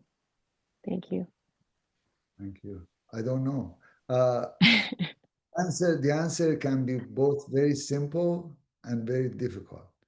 The simple answer is basically the covenant with God. When human beings come to know God and come to express, so for me, worship means that the knowledge of God becomes embodied in a human being and then they live it.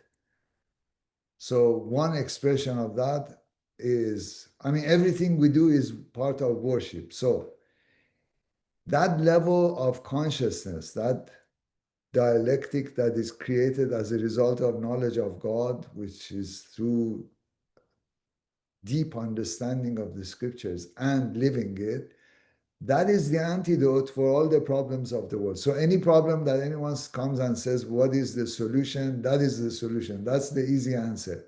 But that requires desire. That requires disembedding one's consciousness from the forces of society that are bombarding us. So if we want to help society, then at one level we have to change other people's conscious understanding of what life is.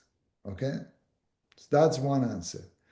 The second answer, of course, is in terms of the patterns of community life. Then it's the patterns of institutional life of society. Because as you notice with Berger and Lachman, if you want to change society, if you want to change people, you have to create laws and rules and ideas and embed them in the structures of a society so that they recreate people and people change those structures. There is no easy stopping of anything.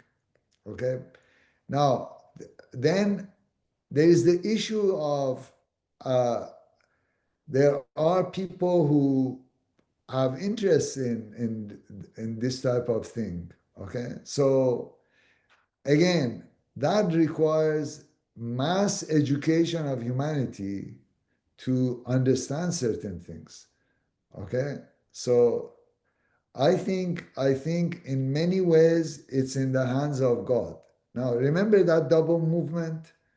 Society oftentimes goes to the edge of something and then there is a double movement. There is a reaction. They have to protect themselves. Because I think now with the advent of some of these digital technologies, it's going to be, I didn't want to get into it. It's going to be tough. But so people have to become conscious.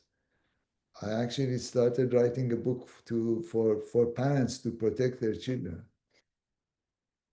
That's my answer. I don't know. Thank you. You mean like kind of role modeling to children to not kind of follow the same desires and same habits and same chases? It's not just role modeling, it also involves understanding. As an example, attention.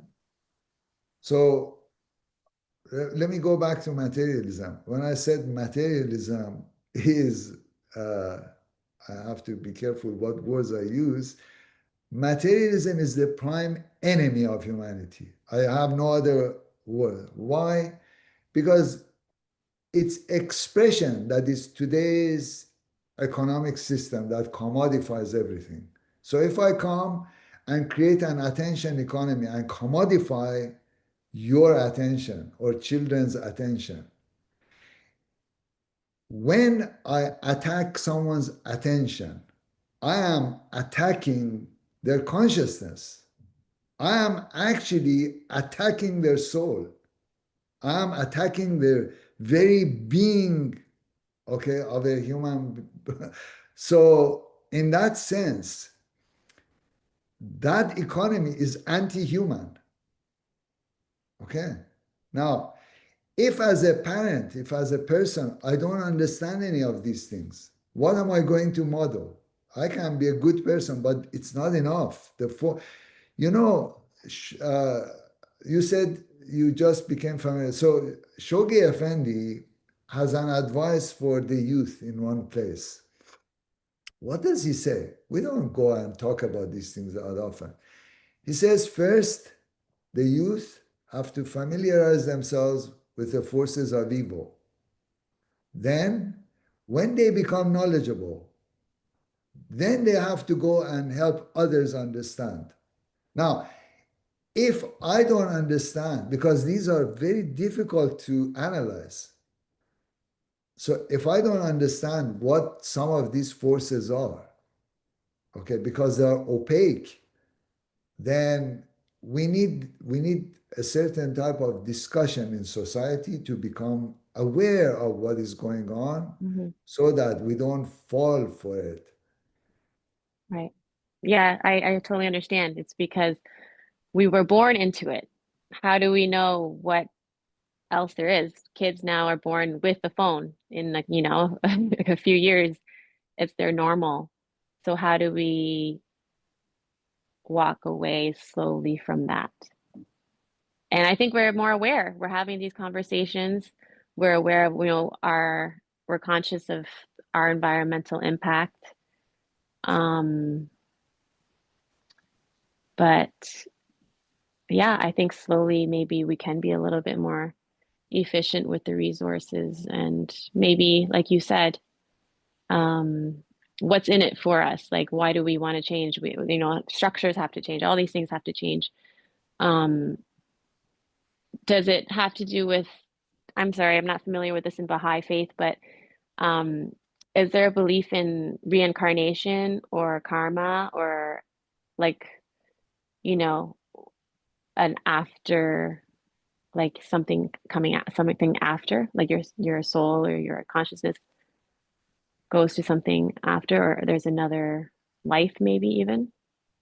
Of Dr. course. Sedig, may I ask you please to introduce who Shoghi Effendi is? Oh, okay. Thank you. Okay. So you are familiar with who Baha'u'lláh is? I've been to a few meetings, but I'm not too, but I Okay. don't have to go through all that for everybody to wait to every, you know, sorry, but only a few. So may I make one suggestion? Okay, because there was a time I wasn't a Baha'i and then I became a Baha'i. So at first it looks daunting, okay, to know all these names and so don't worry about that. I think what is important to understand is the one thing that I mentioned. The first thing is that the reason revelation comes is to help us connect with the source of existence. And as a result of that movement of the heart and the mind and everything, then we start growing and then we start understanding. I am convinced that without that, there is no understanding. We can go and fix. You remember Schumacher I had at the very beginning? That we can go and fix symptoms here and there, but it keeps coming back up. The root cause of everything, the root cause of all problems on earth is is disconnection from God. Okay? So even without knowing Shoghi Effendi, so this disconnection from the source of existence manifests itself in all kinds of problems. But human beings go and identify all kinds of levels except for this root cause. I've written a series of articles that even all the movements you see right now on this planet is because of lack, because Shoghi Effendi at the very beginning of this, he says that God has been dethroned from the hearts of men. This dethroning of God from the hearts of men is the cause of all the problems we see on this planet. So in order to fix it, we need to bring people back to God. And the revelation is a means to do that. That's it. It's simple. Mm-hmm. No, that's lovely. I totally agree with that. It's a disconnection to God. And I guess to me, it's like God's creations, right? So that would be nature and the natural. All the other things about reincarnation, karma, those are words. What do I mean by words? They in different. So remember, I had that slide that ideas mutate and evolve, and then at some point we don't know where they come from and how they evolved. It has happened with religious concepts too. Okay, so when we go to the original, we see it didn't mean what it means today, that the way that people talk about it. Thank you. You're welcome. Thank you. Thank you for your questions, Joanne. Feel free to ask if you wish. Peter, since you have asked the question before, I'll go to Mr. Taherzadeh and come back to you. Would you agree? Mr. Taherzadeh, welcome. It's been a long time. Please go ahead. Thank you, Dr. I just Sedig. wanted to say it's 5 to 9. I Yeah. can sit here till 12 o'clock at night. We might not have our lengthy devotionals, that's fine, but please keep your questions short. That Okay. doesn't go for you, Joanne. Go ahead, Mr. Tarzan. Thank you. I will have a conversation afterwards. Thank you so much, Dr. Sedig, for that for then introducing the concept of the historical inflection point introduced by the Baha'i revelation and the infusion of energy into the world as a result of the Baha'i revelation. It's very, I mean, that this concept is, we don't talk about it very often, but I'm glad you mentioned it. And then this is very much, it's not an esoteric or a theoretical concept, because Abdu'l-Baha, the center of the covenant of Baha'u'lláh, in his own words, he has pointed to this very clearly. He says, he calls it the spiritual spring tide. I mean, sometimes it has been translated as spiritual springtide, sometimes as spiritual springtime. So basically, he explains that this is that universal energy that's infused into the world when a manifestation of God appears in the world, and it's outside, it's beyond, let's say in our case, it's beyond the Baha'i community, it's beyond the energies introduced into the Baha'i community. It's beyond, exactly as you said, it's universal. It's a worldwide universal energy. He calls it the spiritual springtide, and this promotes all the the wonderful discoveries, the sciences, the inventions, the social transformation, everything, all the movements that we see being that were born at this inflection point, specifically when the Bab declared himself, and then Baha'u'lláh. So this is very, and Abdu'l-Baha is very pragmatic.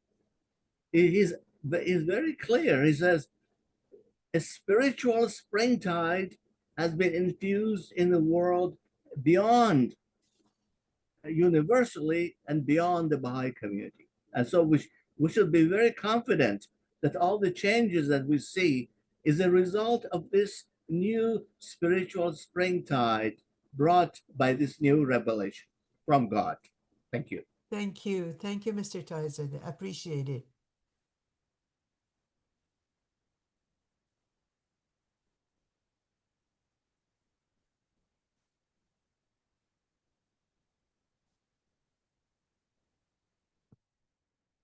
Dr. Sedig, are you frozen? No. Good. Was there? Let me welcome Jeffrey. Jeffrey, welcome. Farahjan, welcome. All the friends who joined us tonight.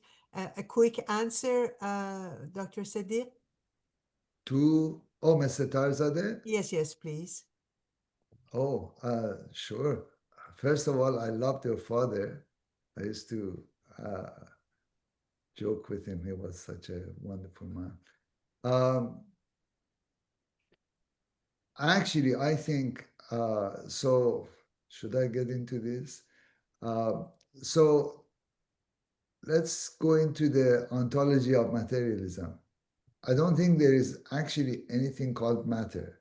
Matter so there are only two things that exist: energy and information.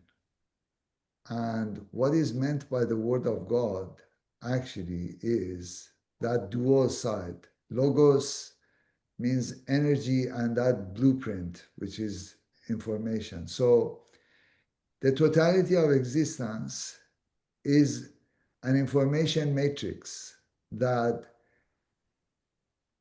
then there are two types of energy. I mean, if we look at the physics, so we have energy like the sun that is very diffuse, and then we have pulses of energy. Revelation is like a symmetry breaking pulse that comes and recreates. So it shatters and recombines. So there is a recreation of that matrix or blueprint at the ontological utterance of the Word of God in the realms above. And then we see that it's gradual crystallization in this world. So this is why revelation has such profound, without revelation, there is nothing. There is no science, there is no life, there is nothing. All things exist through revelation.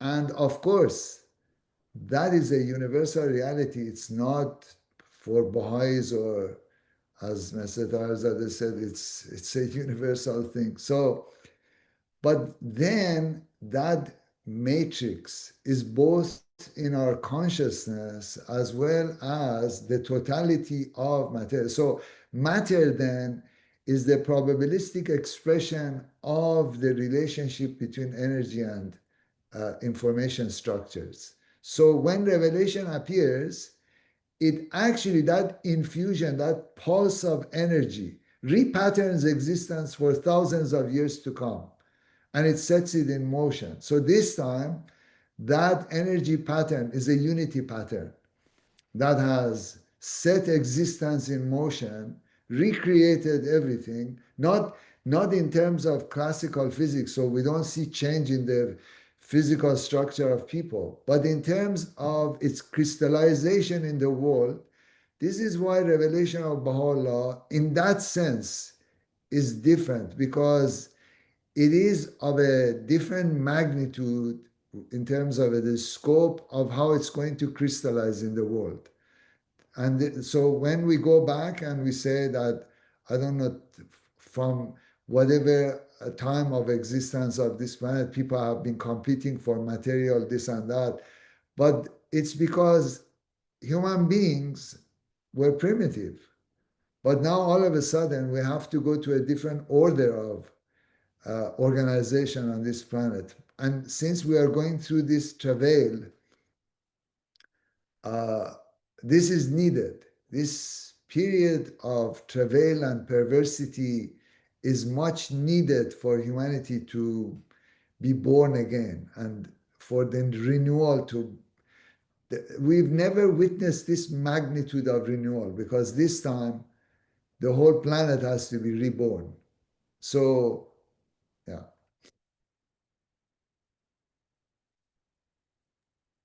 Thank you. That was fantastic, Dr. Sedig. Thank you so much.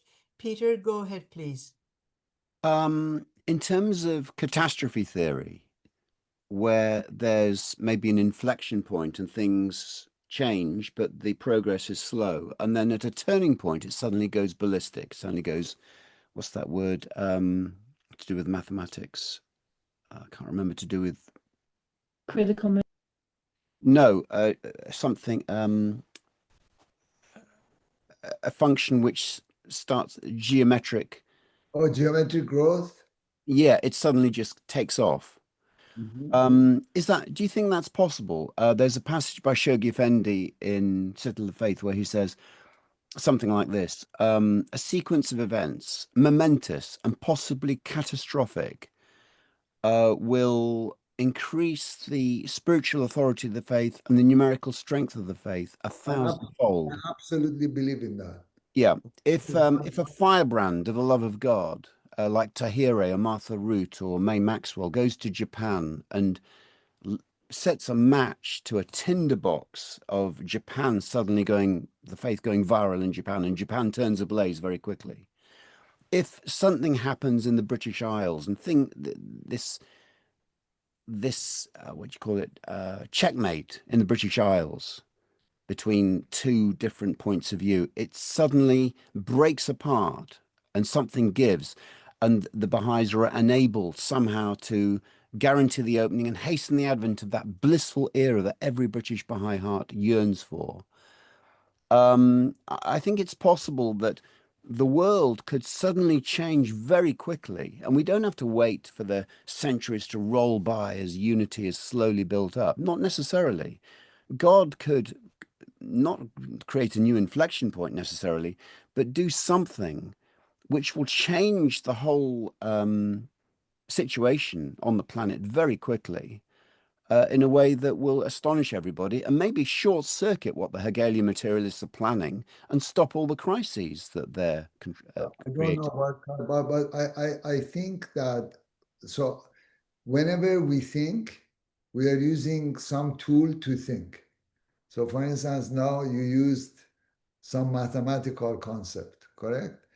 I find a lot of correlation between Baha'i writings and systems philosophy and complexity theory. A lot. I mean, Baha'i language is all systems. Okay, so in complexity, so when you actually compare what Baha'u'lláh says about this travail, agitation, etc., that is classical complexity theory, Prigogine. It is classical learning theory. It is classical. So why? All systems, in order to go to a higher level, they need to reach a critical point, and then there is a symmetry breaking process. So they break into, so Hegel refers to, so lower order gets subsumed into a higher one. So, but for that, we need a tipping point. You need all conditions to be ready, okay, but a tipping point. Now, I don't think I should be asked about whether Baha'is are doing enough or not, because you see, people have different psychological modalities. So I always think it's not enough. Everything is not enough. So I think God might do it, not the Baha'is. No one should ask. God might initiate something that could yes, no, a no. massive So change. this is why initially I answered. I said it's happening outside, because I think the forces from outside. When I actually study what is happening from outside, it's far, far, far, far, far magnitudes greater in terms of the patterns. Again, not the consciousness is appearing. Okay. Now, but now, on the other hand, I think we are creating patterns for people to see. So, for instance, when I look at core activities, patterns of community life, I see it more in terms of patterns, in the sense that if you want to create a global civilization, you want to showcase that a civilization, when we look at today's world, people are alone, they don't have communities, there's mental health crisis, etc., etc. So they have to see there is a possibility that to organize life from grassroots, okay? What do you need? You need to take care of your children. You need to care about your junior youth. You need to care about, you need to basically develop around the word of God. But that doesn't necessarily mean exactly what we are doing now or how we are doing it now. This is going to change, okay? But the pattern is important. I think sometimes as human beings, there is a tendency we get attached to methodology rather than the pattern. For me, the pattern is far more important than any method because methods can reify, methods can actually fossilize understanding. But if we look at the pattern, that's important. So now, again, with regard to patterns of administration, as Shoghi Effendi has said, it is already happening. A lot of thinkers of this planet are beginning to see that the models of governance that we've had, they don't work anymore. So you need a balance between centralization and decentralization in terms of how it functions.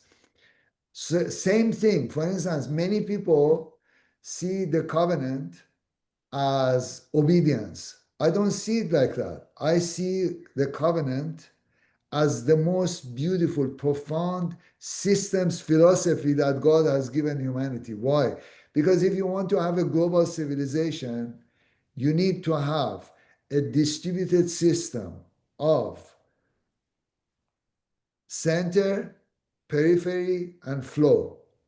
That's system science. Now, if we believe in oneness of science and religion, then that pattern of systems philosophy and complexity science that shows resilience in systems, it by necessity it has to correlate strongly with the Baha'i faith. Okay, so a system like that cannot be destroyed. You have a center of authority, you have peripheral structures or nodes around it, and there is flow of guidance. And then when you scale that to a global level, it is a global civilization that cannot be destroyed. It is resilient, okay? It cannot become authoritarian. It's beautiful. So anyway, Mr. Tarzadeh.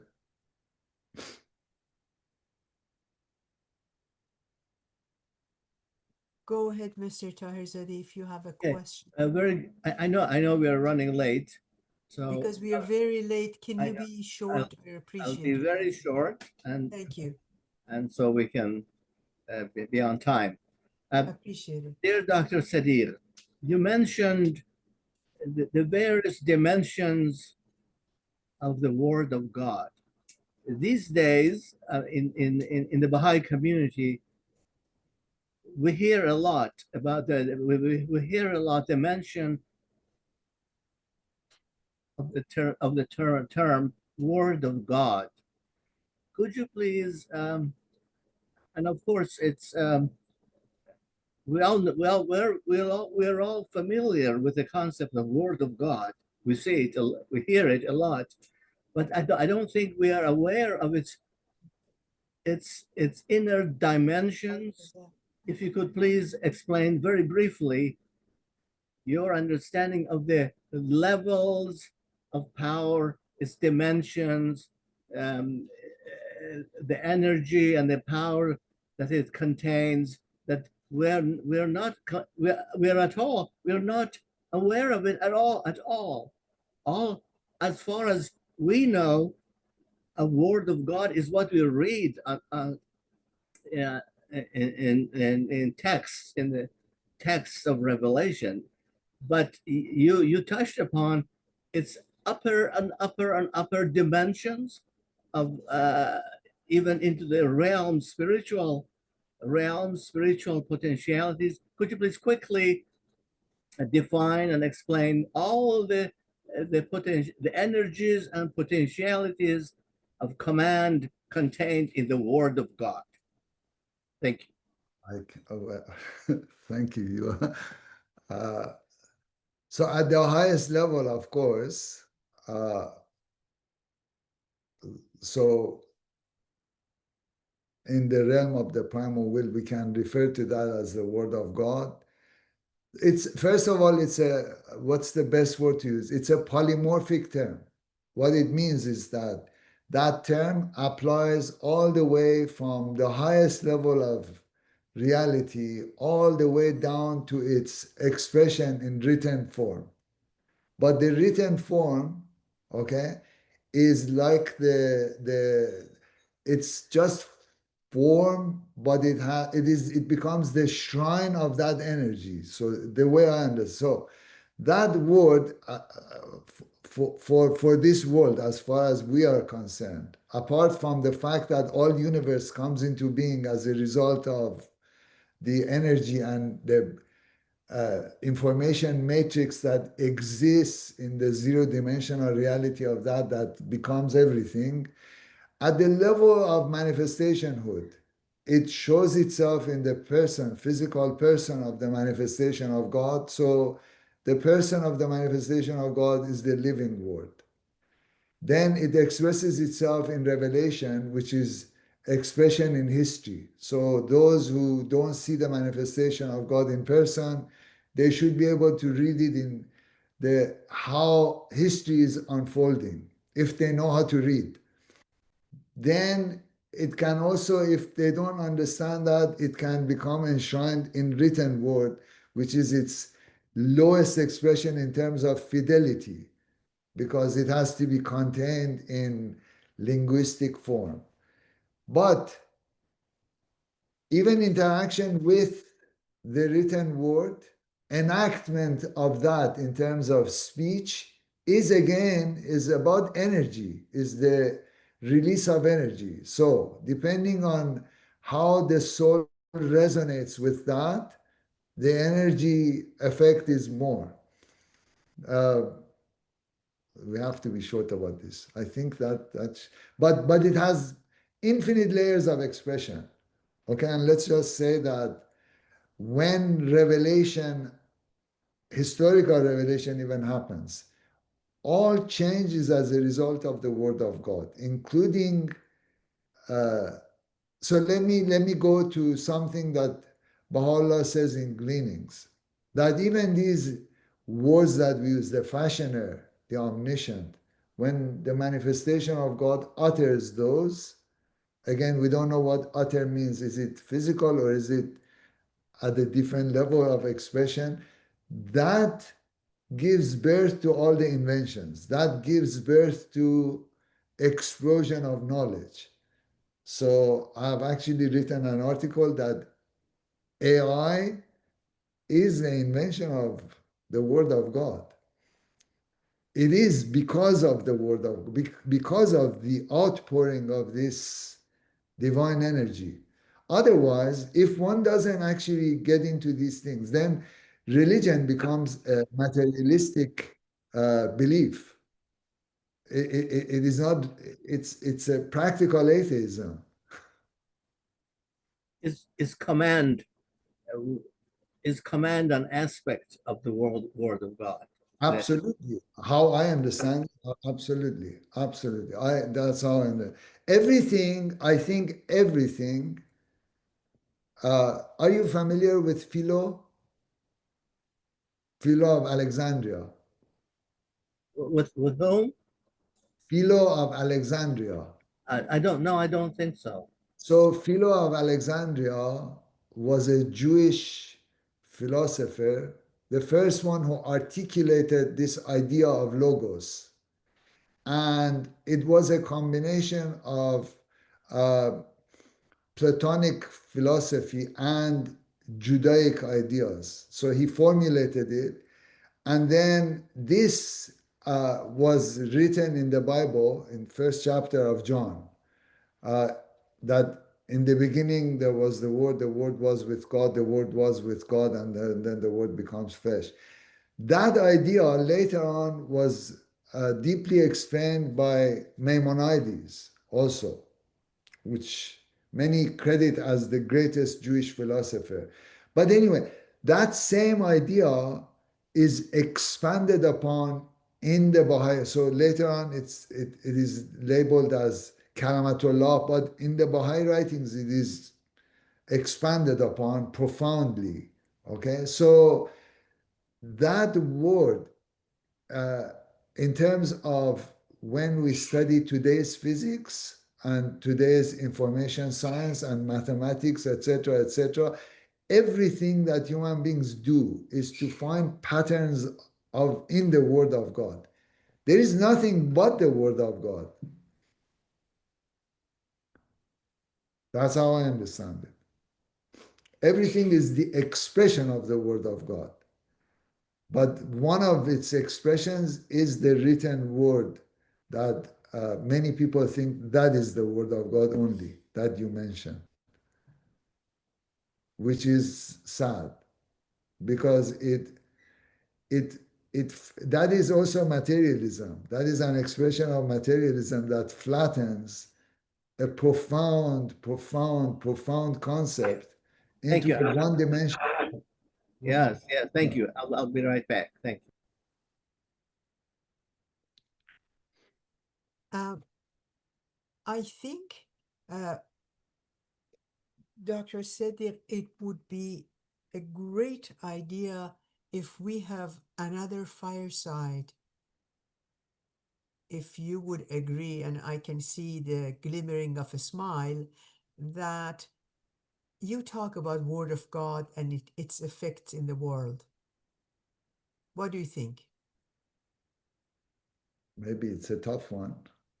Maybe. I don't think anything is tough for you, but unfortunately Mr. Taherzadeh is working, so he had to go. I don't know, but that's fine. No, it's getting late for people. yes, it's 9:25.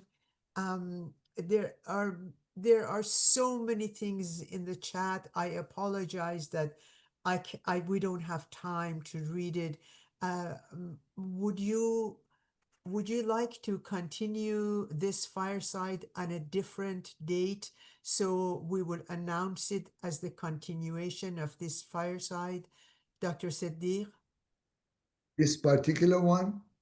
I'm just putting you We're on talking spot. about Just say yes. the same topic, you mean? No. We got to the whole idea of the Word of God and its effects and how you talked about Judaic, so that would be great. I'm sorry that we won't be able to have Mrs. Egrari. Would you like to? Yes, I don't want to ask question, but I have the same request and add to it that in the Tablet of Wisdom, Baha'u'lláh talks about creation and the Word of God. And there is a passage in that tablet is so interesting. And that's my best request, highest, if it's possible. We have a talk about that. Thank you. It is Word of God and creation. Thank you so much. If Thank you. promises to be there, I will do it. What did you say? If Joanne promises to be there. I said if Joanne promises. Joanne, let's see your face. JDA, wonderful to see you, JDA. Long time no see. JDA, leave your email address for me so I can connect with you. I'm sure Joanne will be there. So Dr. Sedig, hi Joanne. Dr. Sedig I says wasn't sure if you're talking about me. absolutely meaning you. Yeah. If you will be there, I will be there. Sounds good. I will be there for sure. Thank you.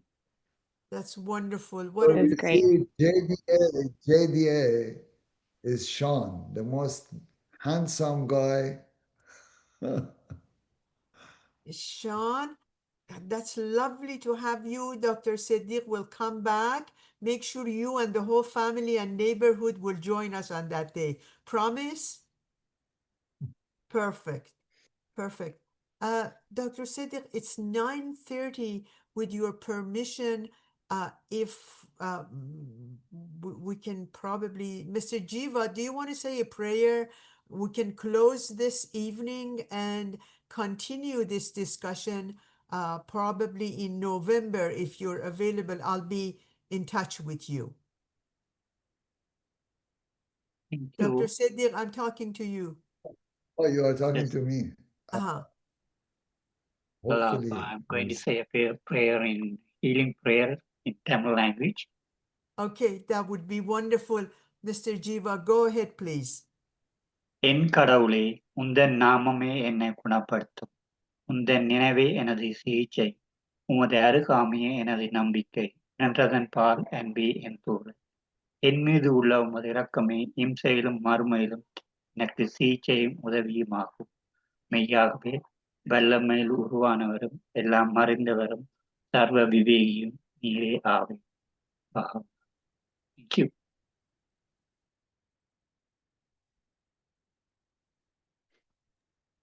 Thank you very much. It was a very, very inspiring evening. If anyone else, if J.D., if you want to say a prayer, you're more than welcome. Joanne, if you want to say a prayer, you're more than welcome. If not, then we say goodbye. And Nili Sanoi says, thank you so much for the wonderful presentation. Joanne is sending love, so many things in chat. JDA, do you want to say a prayer? Sure. Okay, go ahead.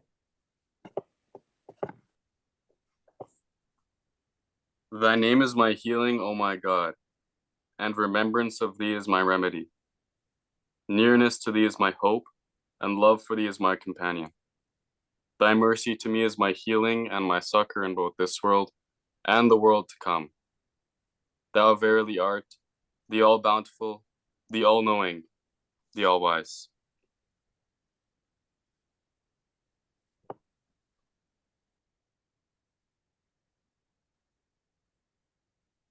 I cannot begin to thank you, first of all, Dr. Sedig, for accepting to be here tonight. It was very, very inspiring. I really appreciate it. We'll see you in November. Please invite your Pleasure. friends. Joanne, we'll see you next week. I'll send the invitation to you. And every single one of you, thank you for being so kind and loyal and always adding to this beautiful community that you created. We all are in it and we're enjoying it. Thank you very, very much. Mr. Perimal, thank you for your prayers. Shoghi, come back. It's been a long time. That's not a good idea to be absent for such a long time. Ilona, we love you. Neely John, thank you for being here. Mrs. Ekrari, thanks for your suggestion to Dr. Sedig. I saw him smiling.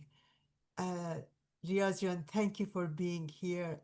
All of you, Jeffrey, Shahla June, all of you, thank you, Dr. Etamad. Please, let's see each other next week. And Dr. Sedig, we really, really thank you.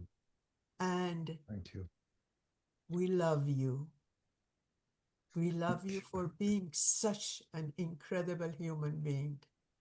Thank you. Thank you. Much love to the family. Thank you. Bye. Bye, everyone. ببخشید ما کجا میتونیم رکوردینگ این برنامه رو گوش بدیم دوباره؟ توی چت بود خانم اقراری. الان داریم ضبط میکنیم.